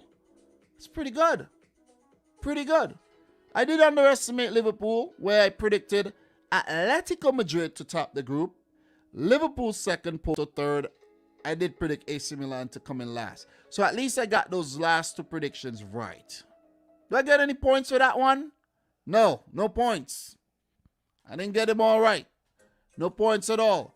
But Liverpool absolutely decimated this group. I thought it would have been closer. Wasn't at all. Liverpool said, I don't want to be no friends with nobody in here. I don't like y'all. I'm going to destroy every team. Best defense in the group. Best attack in the group. 17 goals scored, 6 conceded. 18 points. Even when Liverpool didn't try, they won. That's how bad the other teams were. But not because the other teams were bad while Liverpool prevailed. They were also very good. Let's keep it 100. They were very good. You see what I'm saying? And Liverpool, along with Ajax and Bayern Munich, go on to have 1,000% record in the Champions League this season. 1,000. Not 100, but 1,000. They did good. They did good. They did good. They did better than my team, City. They did better than the other English teams in Man United and Chelsea. So the Liverpool fans have all right to feel very bullish about their chances of winning Mr. Big Ears once again. Right? Where if they manage to do so, you won't be able to shut them up until 2030 or so. Right? But anyways, what a group, man. Group of death. When the draw happened, people talked about the fact that Liverpool, how many Champions Leagues they won, how many Porto won, and AC Milan as well, right? I think this group had about 15 Champions League titles total in there, if I'm not mistaken. Atleti have made it to 2 finals as well. So a lot of quality. But didn't work, didn't turn out to be any group of death at all. Atleti 0, Porto 0. Liverpool 3, AC Milan 2. That was a brilliant game. That was a good game. Liverpool 5, Porto 1. Atleti 2, AC Milan 1. I remember there's some controversial things that happened in some of these matches as well. Porto 1, AC Milan 0. Atleti 2, Liverpool 3. That one was a good one too. Liverpool, you really entertained. You entertained. Milan 1, Porto 1, Liverpool 2, Atleti 0. Milan 1, Atleti 0. Atleti, they were very inconsistent, still managed to get out the group. I thought they were going to finish last. Liverpool 2, Porto 0. And it brings us to match day 6 that we're going to get into right now. AC Milan 1, Liverpool 2. Come from behind win for Liverpool, even though they didn't really try to win the game. And Porto 1, Atlético Madrid 3. That was a feisty affair. That was a controversial affair. Let's talk about Porto 1, Atlético Madrid 3. So, he had a few red cards in this game. A few. Marcusson was sent off from the bench, and Wendell off the bench was sent off for stupid tackle. Yannick Carrasco was first sent off after hitting somebody, elbowing player as far as I could remember. It was dumb football. Dumb football all over the pitch by both teams. Both teams. Dumb football. I think Porto played well in the first half, but then Atleti really came to life in the second. Luis Suarez, you can take a look at the lineup here. Suarez started, but subbed off very early. And he cried. He actually cried. Tears, real tears. Real tears, man. But he ended up getting joy at the end of the game. Really did. You got to give it to Atletico Madrid here. Because if you look at their team, Kondogbia and Shimi Vasalico as center backs. The team currently ravaged by injuries. Hermoso has been a preferred left back over Renan Lodi. Marcos Llorente. Liverpool fans may remember him. He played right back, very, very versatile. The team hampered, especially in defense. And this Porto team, man, missed way too many chances, man. I'm telling you. Mehdi Taremi. It's all coming back to me. Some baby shots at goal. He should have scored at least. Porto could have actually won the game. They could have won the game. They could have done what they needed. They could have actually qualified for the next round by even picking up a draw. They were in that position. A draw was all they needed. But they just made some dumb decisions. When I say dumb, I mean dumb decisions, man. Look, Griezmann with the goal, Kondogbia with the flick on from a Tomalema corner, and Griezmann with a tap in the 56th minute. Poor defending. But they were still in the game. That's the thing with Porto. They were in the game. They were in the game. Carrasco got sent off. They were in the game. And I don't understand how you have a big game like this and you make so many dumb decisions. Stupid. I'm using the correct words here. Very stupid. Right? You're 1-0 down, and then the football gods help you out by sending off Carrasco. Violent conduct, right? A little fight there, a little lash out. All you have to do, okay, we got about 23 minutes here. Let's get the one goal that we need back and go through to the round of 16. But nah, Wendell had to lash out. Emotions running wild. You got to control the emotions here. As grown men, it's important you control your emotions. It's very important. It's imperative that you control your emotions. They lost it. Bam, went down to 10 men. Fought hard without any luck. And then with them overcommitting players, bam, counter-attacking goal by Angel Correa set up by Griezmann. And then Rodrigo De Paul to score a third. And then a consolation goal by Sergio Oliveira after Ivan Nilsson was fouled. I think Ivan Nilsson ran into one of his own players and then, but anyways, penalty, consolation at most. Sergio Oliveira did not play well this season. He didn't. I could remember, was it last season or the season before, where Oliveira was, oh man, he was so good. I thought he was actually going to get a transfer to a bigger club. No disrespect to Porto, but I really thought Sergio Oliveira was on the move. But yeah, he was on the move, down the pecking order. Because you have Sergio Oliveira coming off the bench, that's not a good sign. That is not a good sign.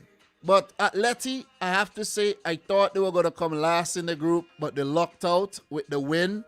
And Simeone, though, so distasteful, the way he behaves.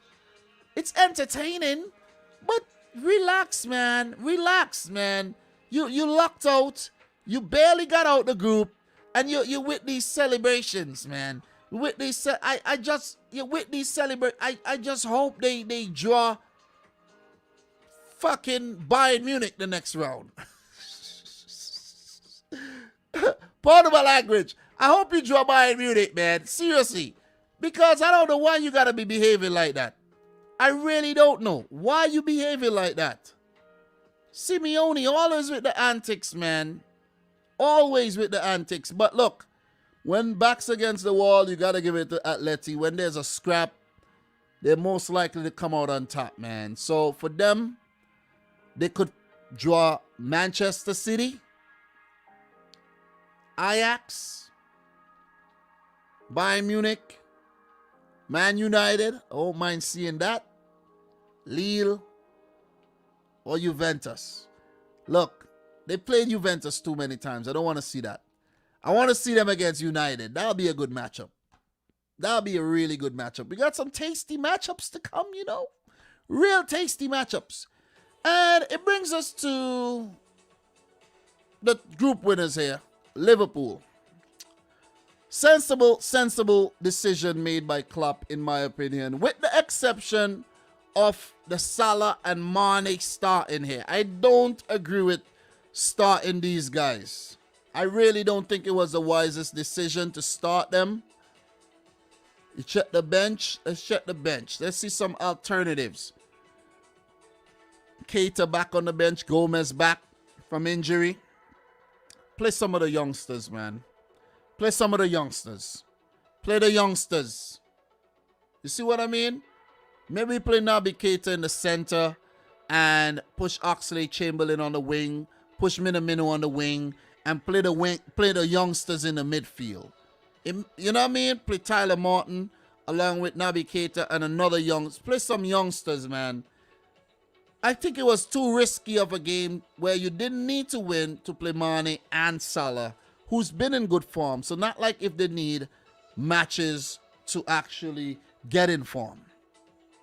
It wasn't the right decision in my opinion. But they got lucky. They didn't pick up injuries. They really didn't. Salah got on the score sheet. Mane was involved for the Origi goal, I could recall. Yeah, if I'm getting that. Mane shot deflected, Origi, you know, not deflected, but saved, parried. Liverpool, they didn't even, I don't think they tried very, very hard. They overexerted themselves for this game. Tsimikas, Phillips, you know what I mean, Nico Williams, Tyler Martin, Minamino, who was very sloppy. The goal scored by Tomori, Minamino with the mistake. Alisson not really expecting and anticipating the ball, and Tomori the beneficiary here. I think Milan put out a good team with the effort to actually win the game, something that they needed to do. They failed miserably. They failed miserably. They didn't look good at all. They did not look good. And for a team that's making a comeback to the Champions League after a lengthy hiatus, for former Champions League winner and all, they look like a team, to be completely honest, that belongs in the Conference League. Conference League football, man. Kessié, I remember him like these guys did not play well at all. They didn't play well. Zlatan, yeah, didn't play well, man. They didn't play well. But look, tomorrow in the 29th, Salah in the 36th, and then Divock Origi scored in back-to-back games. He's Liverpool's fans' favorite player at the moment. Scored a clutch goal against Wolves, and now the winner against AC Milan. So Divock Origi can't do anything wrong right now. And look, Klopp might actually be in, lucky man here right now with Divock Origi picking form, because let's say for the African Cup of Nations, right? Salah Mane leaves, Keita leaves. Divock Origi step in. Firmino could be fit again. So the front line could be Divock Origi, Firmino, and Jota, right? One of them with Origi maybe pushing wide, right? You have a Minamino to step in. You have maybe a Curtis Jones to come back. You have Nico Williams to be involved a bit more. So Liverpool, who knows? You guys might just be all right. Plus, I ran into an article that Liverpool are applying for Salah and Mane to go to the African Cup of Nations a bit late, because according to tournament rules, teams are supposed to have their players there, I think, 14 days in advance, if I'm not mistaken. That's 2 weeks. And from the 9th, that means they'll miss games the 28th, the match on the 28th, and the match on the 2nd against Chelsea. So, yeah, and I ran into an article that the AFCON could be brought forward as well to the 3rd, so it won't clash with the Club World Cup. So, let us see, man. Let us see. Let us see what happens. Let us see what happens. But quality performance in the Champions League this season for Liverpool really proved me wrong. Did not think they would go on to get all 18 points. Didn't think they would be this convincing, but they did. They did the damn thing. You feel me? Perfect, 1000%, and no faults here. No, flawless. Almost. Not really. Not really. There's probably weaknesses that, Liverpool need to work on during the groups, things that they didn't do perfectly in the group stages, but the points tally do not indicate that. They go into the round of 16. Who would Liverpool want to play in the round of 16? Liverpool fans, talk to me. Do you want PSG this early? Do you want them? Or do you want a pushover? Do you want Sporting? Or do you want Inter? What do you think you'll manage? Benfica, you're going to push them over. Atalanta, Villarreal, you never know. But with Atalanta, that'll be a tricky one. But yeah, you push over those teams. Salzburg, you push them over. You push it. I think Liverpool would get a nice draw. I think they'll get a nice draw. They would want to avoid PSG that early. Definitely want to avoid PSG. But I think all of the other teams are like really sweet draws, man. All of them. Every single one of them, man. Every one of them. So I think Liverpool will get to the quarterfinals of the Champions League this season, if they avoid PSG. But Liverpool fans would say, yeah, we'll handle PSG. They're not hard to deal with. But quarterfinals, I think Liverpool would definitely get to. And then we'll assess things from there. We're not going to jump the gun. We won't. We won't. But that's my thoughts on Group B, the so-called group of death. Let me know yours. We got one more to talk about, and that's Group A. Talk to me. Talk to me. Big up to A-Bob, Kyra Weller, King FF, everybody. Fuck win. Big up to Fuck win in the house, man. How you doing? Nice to see you, bro. MVP Kev. How are you? How are you? How are you? Tamil Moran. How are you, Tamil? Ben Rockefeller. Bro, react to Solomon Islands under 17 versus New Zealand 5-0. Nah, bro. I'll pass. Nightfall. I don't care who we get. Sia, Atletico Madrid. So, let me see who we got here, man. Guy Miller in the house. How you doing, Guy Miller? You guys want PSG, huh? Don't bite off more than you could chew, you know. Don't do it. Do not do it, man. Don't do it. What else we got here, man? In terms of comments here. Tamil Moran. Dominic, you must ask why Guardiola put in Walker in the game as City has already qualified. Getting a red card will suspend it in the first game of the round of 16. Yeah, that was a game that Pep could have probably put in one of the young right backs. We got some promising young right backs and left backs, and we could have actually used some of the youngsters in this game and not risk Walker. But we'll be all right, man. We'll be all right because guess what, man? The transfer window is coming up. You never know. City might actually go in and get a left back or striker. You never know, man. You never know. You see what I mean? So, Luman, you were saying the U was blocked by the Dom, I guess. I didn't block anybody. I haven't blocked anybody from the channel in a very, very long time. So stop telling lies on me, man. I ain't blocked nobody. You know what I'm saying? I ain't getting in my feelings like that blocking people, okay? Zlatan was trying our acrobatics. Yeah, I remember that effort by Zlatan.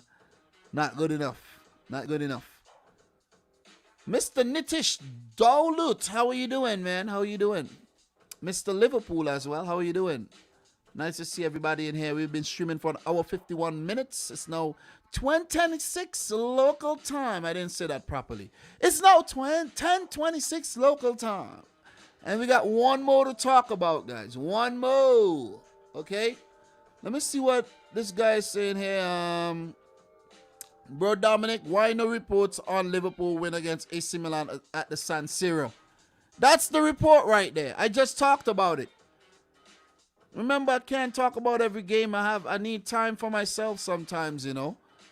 I was free yesterday, but I chose to relax with the wife, okay? The wife needs some love too. Anyways, man, let's talk about the last group here. And guys, don't go anywhere, okay? We are going to do a little Q&A. And we're going to look at some more fun facts and things that happen, if I do have the time, right? Dom, will you do a mock draw for the round of 16? Yes, I plan to do a mock draw.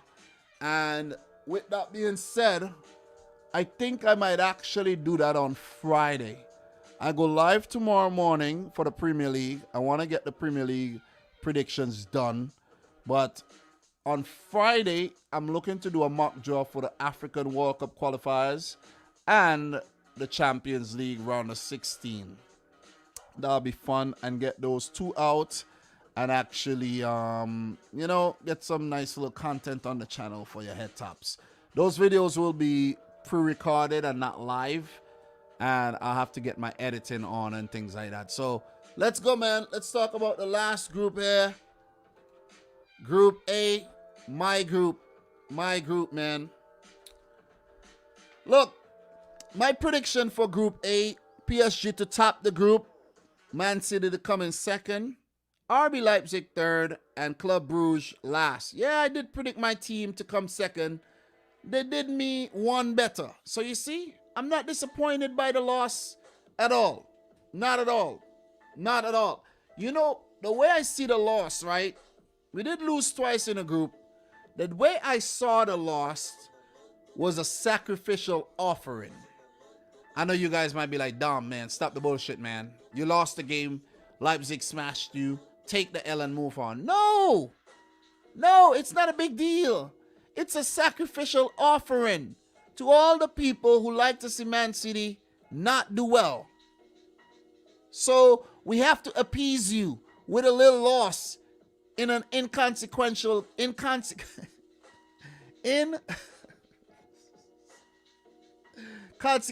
game, right? Yeah, take that one. Take that L. And then in the Premier League, we just go back to winning ways and just win. No matter what. You see what I'm saying? So here, take an L, take that one. You see what I'm saying? Can't win them all. We take that. Still top the group. PSG second, mixed bag performance by them in the group stages, even with the presence of Messi, Neymar, and Kylian Mbappe, Angel Di Maria, Mauro Icardi, Leandro Paredes, you name it, star-studded team, still coming second. Behind the mighty City. Leipzig, I think they've been disappointing this season, and they had Jesse March booted from the job. Jesse March, very good manager, but tactically, you know, he couldn't hold up. He couldn't hold up at all. He had the players, but the tactics didn't work well at all. Because we know Leipzig has been a very, very good team in the last few seasons of the Champions League, right? Where didn't Leipzig make it to the semis recently? So, come on, man. Come on. Jesse March, he was given his marching orders, and the man who took charge of the game against Manchester City, Barcelona, he did the damn thing, right? Dominico Tedesco, I actually read, will be the new manager of RB Leipzig. Youngster as well, just like Julian Nagelsmann. I think Tedesco might be even younger. And we seen him recently. I can't remember the club he managed recently in the Champions League. May have been a Russian team. I can't remember exactly which team, but yeah, we've seen him before. He'll take charge. And Club Brugge started out well, but fell apart big time. They really, really, really got smashed towards the end of the Champions League there, where I think it's some kind of record where they got like 4 put past them for their last couple of games, if I'm not mistaken. 4-1 versus PSG, 5-0 versus Leipzig, 4-1 versus Man City, and 5-1 versus City. I think no team has got battered like that in 4 consecutive games like Club Brugge, if I'm not mistaken. But you go back to the goal scoring record there. Man City were the best goal scoring team in the league, in the group, with 18 goals. Really smashed it. Defensively, not so good. 10 goals given up. PSG ended up being the best defensive team in the league. Leipzig, even though they didn't go on to the round of 16, they were very good in attack, but also shipped a whole lot of goals. Club Brugge, for them, the goals did dry up. Sorry for them. But look, Simon Mignolet had to fetch the ball out the back of the net a lot of times, 20 times to be exact. So, just to recap the details here, and then talk about the matches briefly, and give my overall thoughts on how I think each team did in the group. Club Brugge won, PSG won. That was a great result by Bruges, and as I said, the form really petered away as the season progressed. Man City 6, Leipzig 3. Very good, but also let in a lot of goals. PSG 2, City 0. Some Messi magic. Idrissa Gueye with a good goal. Leipzig 1, Bruges 2. Leipzig with a slow start, but really pulled things back at the end to get a Europa League spot. Bruges 1, City 5. PSG 3, Leipzig 2 in a topsy-turvy affair. Man City 4, Bruges 1, one-sided tie. Leipzig 2, PSG 2. Leipzig really did give PSG a run for their money.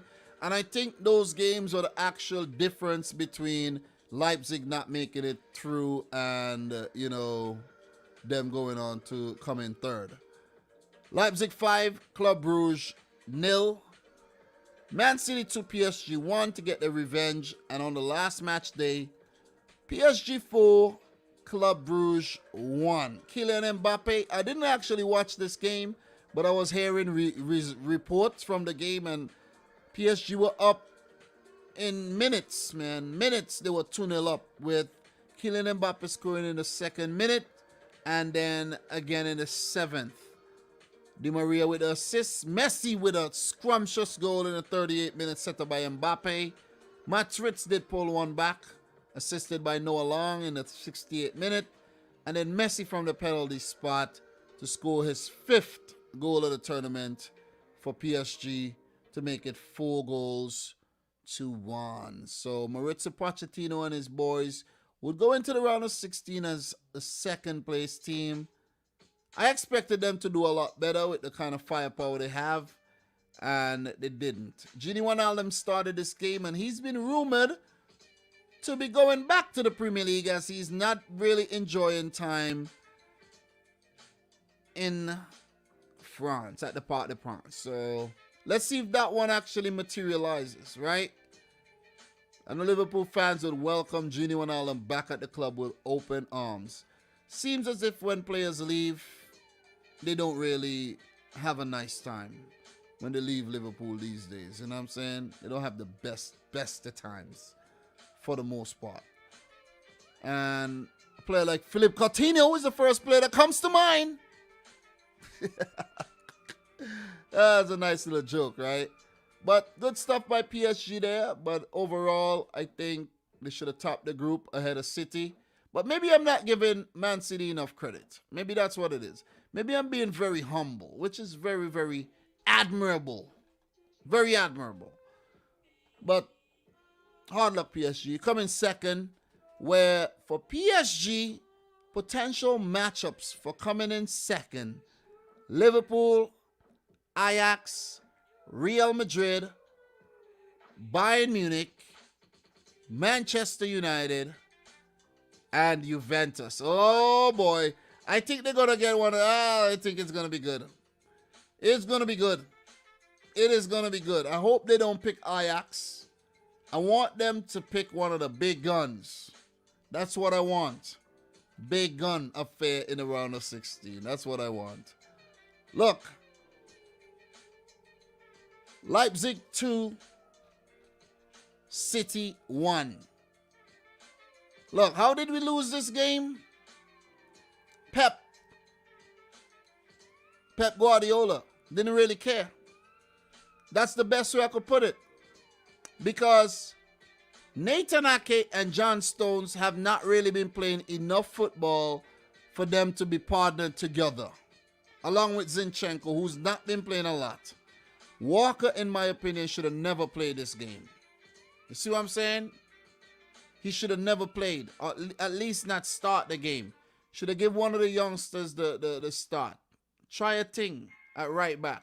Give one of the youngsters. You see what I mean?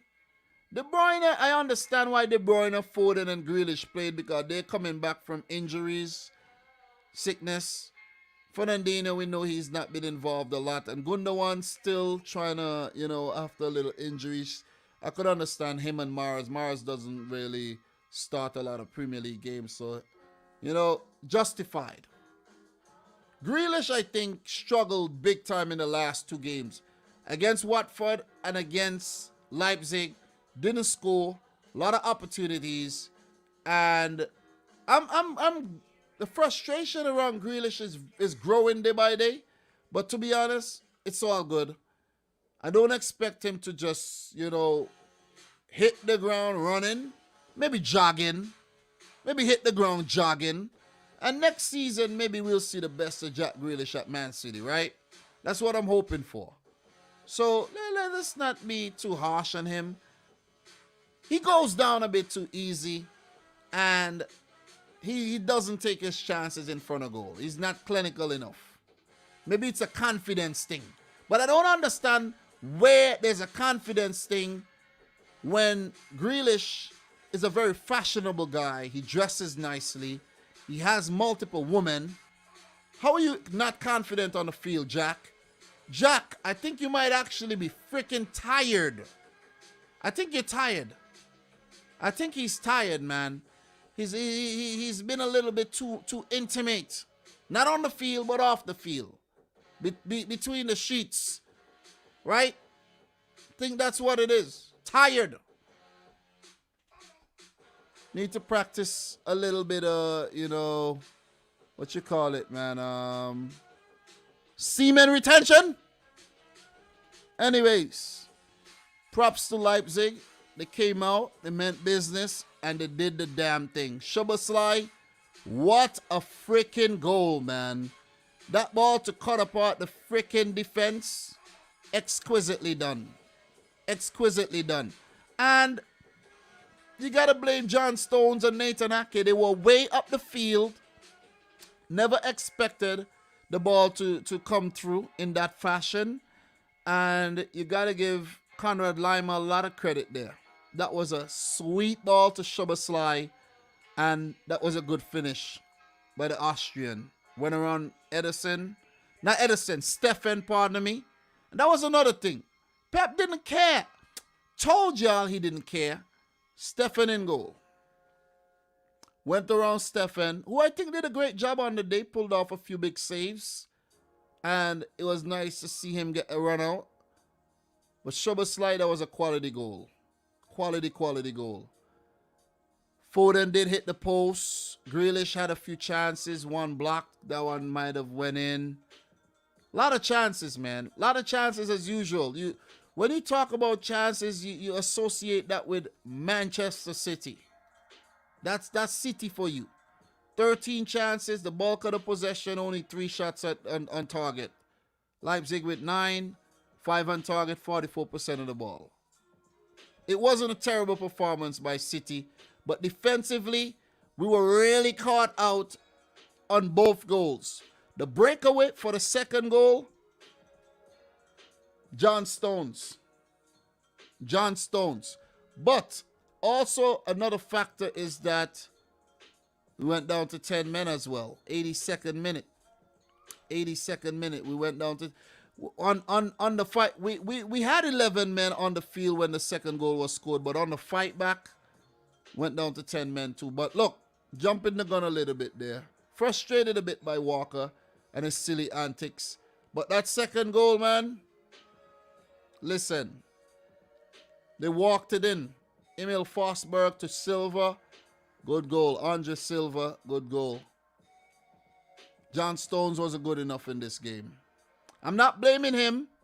I cannot blame John Stones because he's not had enough game time. Right? So I can't blame him. He's going to learn from this game. I actually like Stones these days. When I used to call for him to leave the club, he actually pulled things back last season. If Pep wanted to win this game, guys, trust me, he would have put out a stronger team. But the Premier League, I think, is Pep's priority. Believe it or not. I know you guys are going to say, oh, no, it's not. It's a Champions League. You haven't never won it. It's the champ. No, it's not. It's not. I think Pep has his mind on the Premier League. Wolves this weekend, he got his mind on Wolves.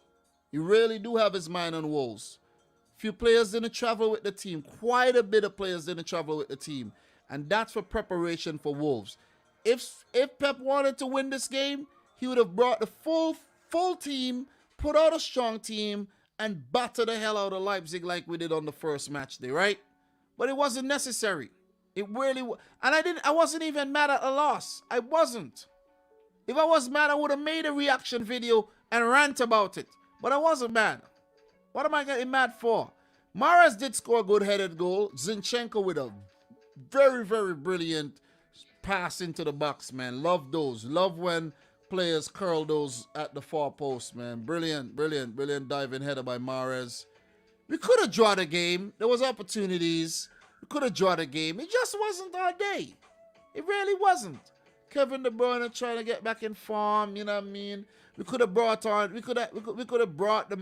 magicians, Bernardo and João Cancelo. We didn't do that. You see what I mean? We didn't do that. Why? Only negatives here is that we lost the game. Foden picked up a little knock. Ake picked up a little knock. But we'll be fine. We will be fine without either two of them come this weekend, in my opinion. Knock on wood, man. But congrats to Leipzig. They do finish third in the group. They would go on to the Europa League. Man City tops the group and move into the round of 16 along with PSG. So, look, who could Man City get in the round of 16? Atletico Madrid, Sporting, Inter, Benfica, Villarreal, or Atalanta, Salzburg, or Salzburg. So I think City's going to luck out with a nice draw. Draws have been kind, not so much lately, but I think Man City's going to luck out with a good draw. I don't see any team that really, that we could get, and it won't be a good one, with the exception of Atleti. You see what I'm saying? I don't really want to play Atleti right now. I won't mind, to be honest. I won't mind, but I don't want Atleti. Nobody wants them right now. But they're actually a beatable team, but you don't really want them. You see what I mean? But guys, that's my thoughts. That's definitely my thoughts on all 8 groups of the Champions League group stages this season. And I think I did well. 2 hours, 10 minutes. Took my time. Did it to the best of my ability. And I feel proud. I feel really proud that I got it done. You see what I'm saying? Guys, if you have any thoughts, please share it with me. Any talking points that I missed, please definitely share it. All right, I'm reading comments right about now. So if you guys have any comments, please leave it. Got my boy Liam just woke up too. Hey, BB, you want to sleep some more or no? So big up to Liam. Guys, make sure you like the video for the stream. Make sure you like. We got 112 likes. Appreciate that. And this is actually the last tune in the playlist too. Let me run that playlist back. Let me run it back. Love this playlist, man. Got some nice Afro beats in there, including this one. Let me turn it up a bit. Let me turn it up a bit. Come on, turn it up. Turn it up a bit, man. You know what I'm saying? It's a happy hour where we're going to a bit of Q&A. And let me head on over to Twitter, to Opta Joe and Opta France and all them guys to see if we find some good stats on their games. All right. Let's go with Opta Joe. And Opta Joe will, you know, retweet some of the things that the other Opta guys retweet. So, look, if you haven't been following me on Twitter, guys, make sure you do so. And we're going to just change this over to the Twitter page here. And, guys, follow me on Twitter, man. Dominic Rich FC. One of the best ways to reach me. Could also email me if you have something nice to say. You know what I mean? Also email me. Bam. Twitter handle there. Dominic Rich FC, baby.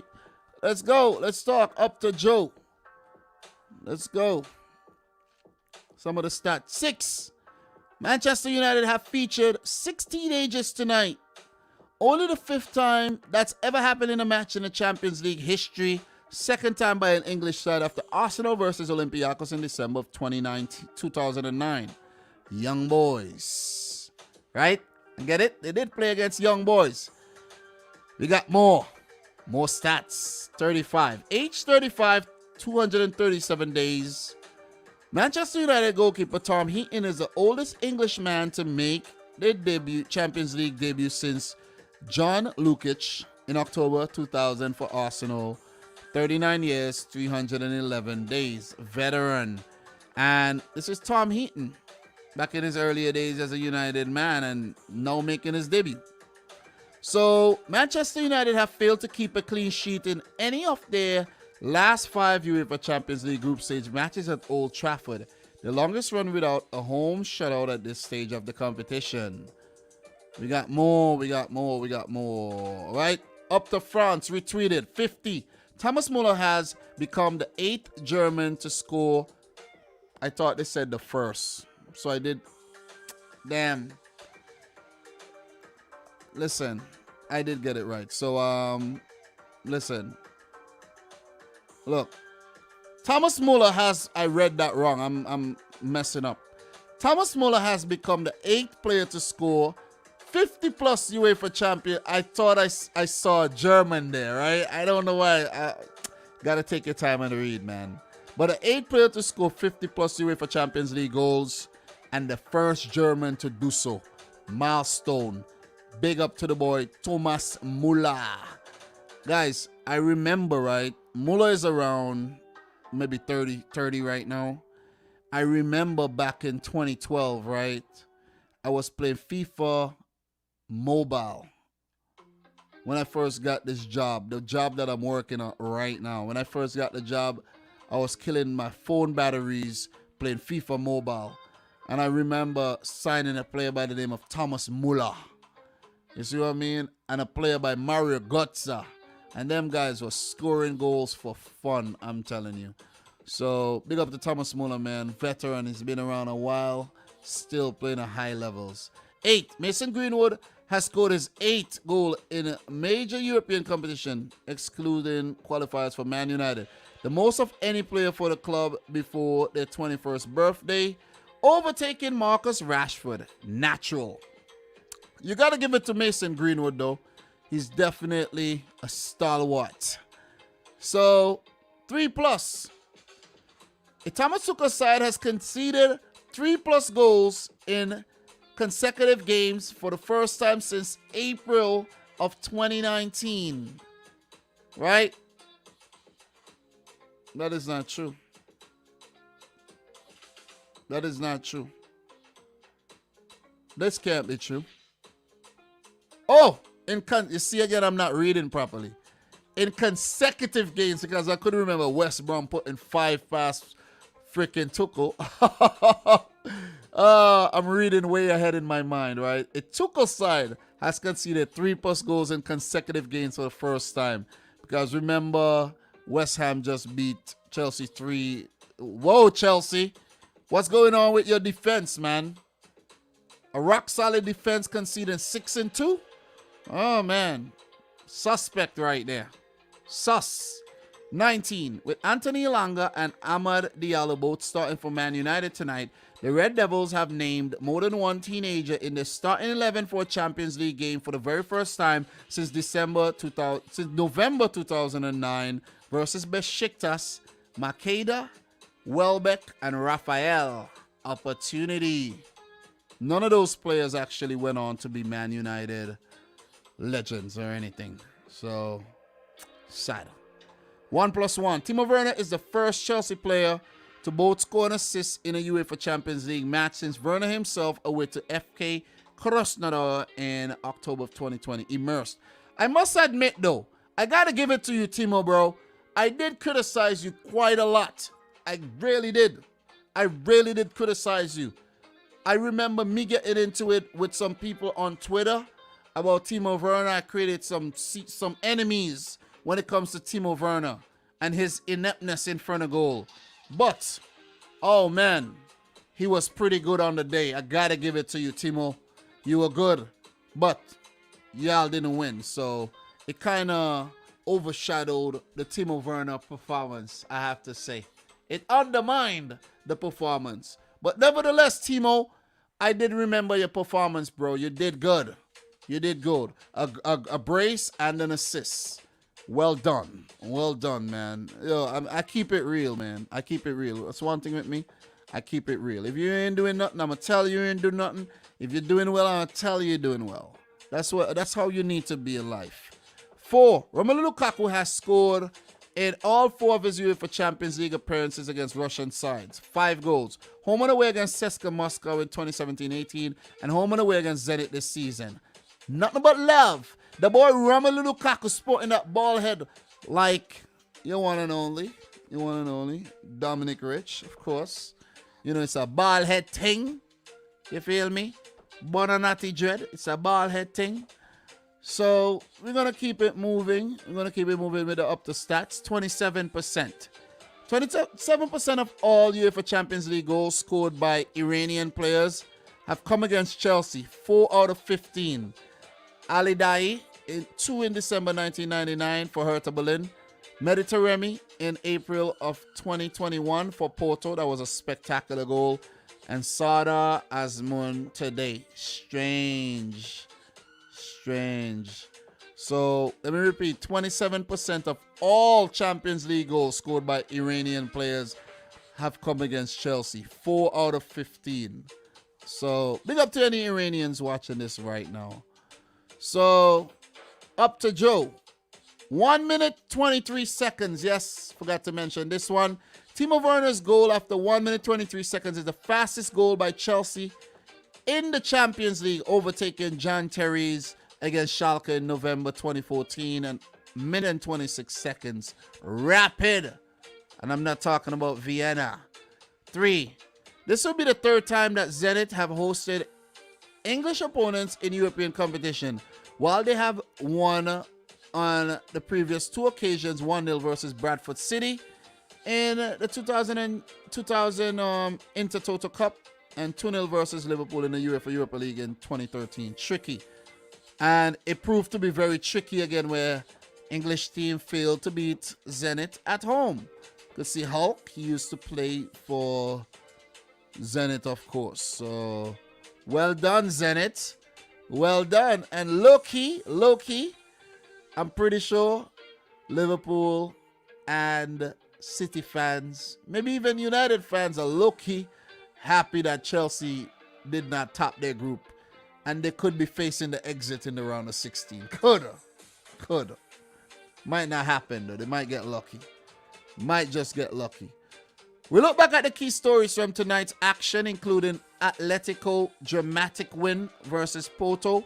Sebastian Haller doing it yet again, and teams winning 6 out of 6 in the Champions League. Oh, and will Mo Salah break a record for Liverpool player? Maybe he did. But let's take a look here. Van Nistelrooy, single season records. 30 domestic, 14, 44 goals. Salah's been doing well this season, though. 44 goals. Salah has a lot of goals this season already. You know what I'm saying? You have a lot of goals already. Who's this? Andy Cole, 42. Ronaldo, 42. Kane, 41. Most goals by a player for a Premier League club. Single season records.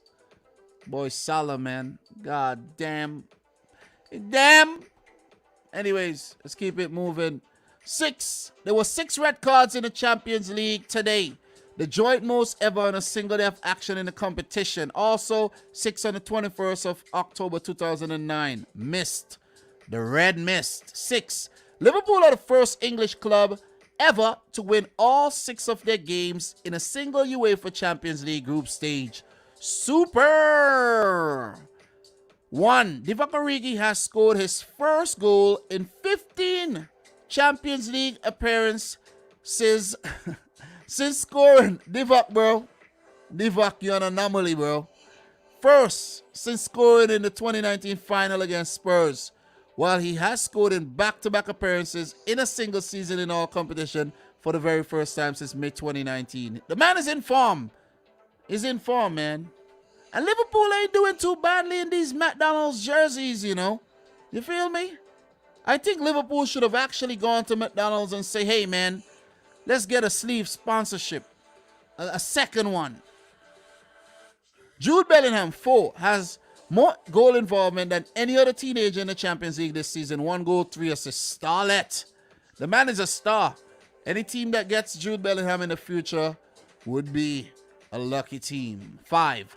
Mo Salah is the first player to score 20-plus goals in 5 consecutive seasons for Liverpool in all competitions since Ian Rush from 81-82 to 86-87. 6 in a row. Famous. The boy Salah doing the goddamn business. Is he still the best player in the world at the moment? He didn't win the Ballon d'Or. 3. Fikayo Tomori is only the 3rd English player to score a Champions League goal against an English opponent while playing for a non-English side after Patrick Roberts. Celtic versus Man City in 2016. I think Patrick Roberts was even a Man City player then, on loan. And Jude Bellingham for Borussia Dortmund against City last season. God damn it. Trio, we got more up to stats. 1,000. Toni Kroos has scored Real Madrid's 1,000th European Cup/Champions League goal, making them the first club to reach that landmark total, excluding qualifiers. Grand. 6. Sebastian Haller is only the 2nd player in UEFA Champions League history to score in all 6 matches of a single group stage, after Cristiano Ronaldo in 2017-18. Remarkable. What else we got here in terms of up to stats? 31.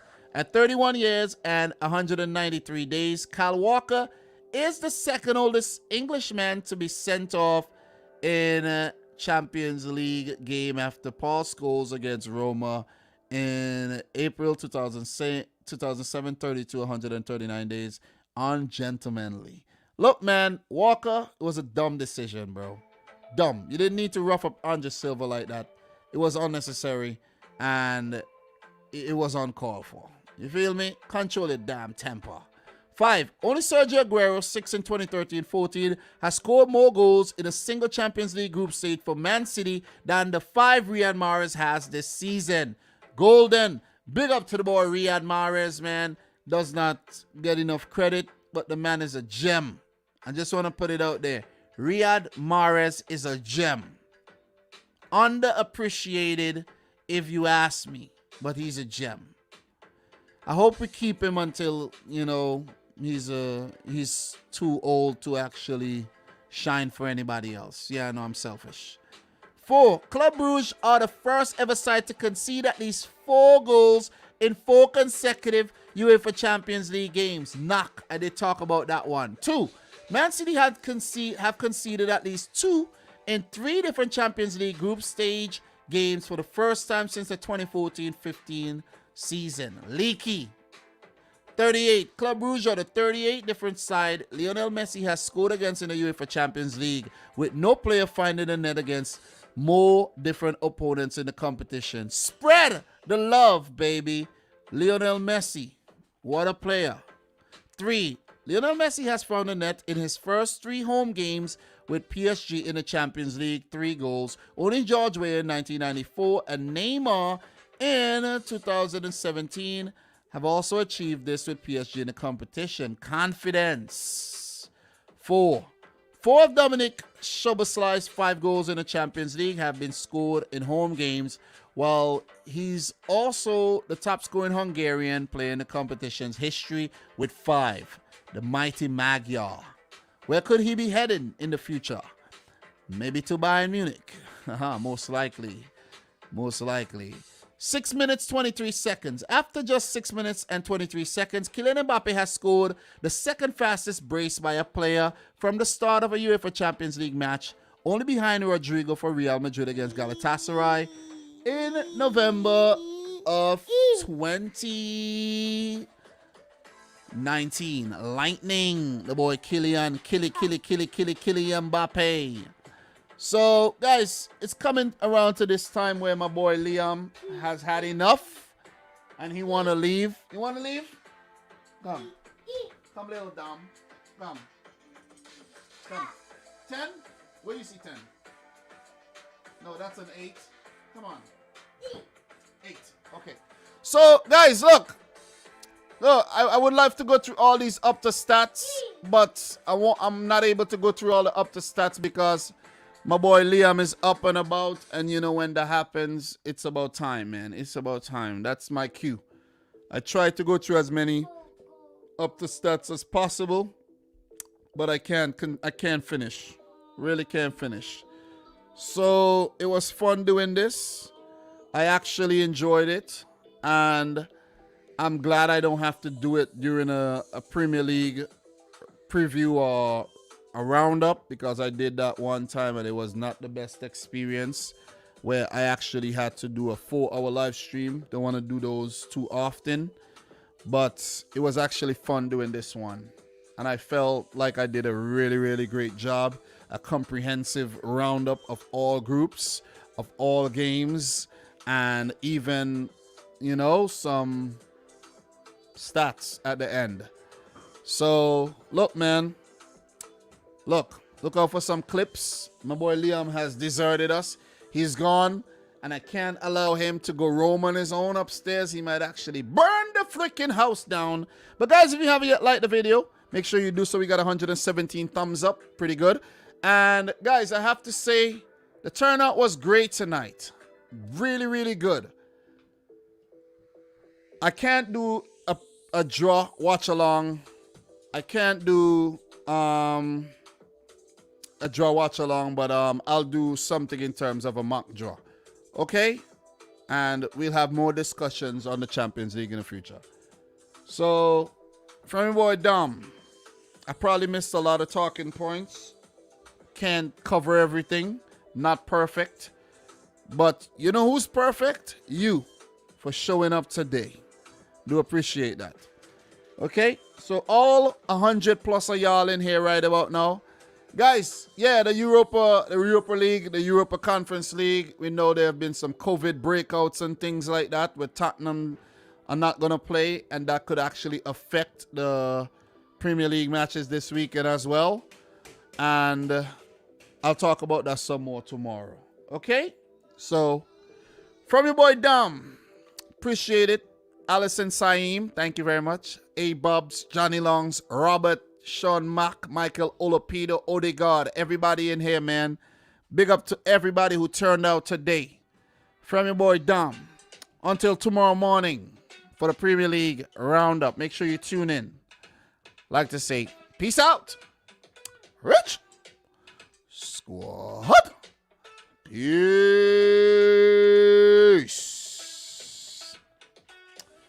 Yeah, baby. Peace.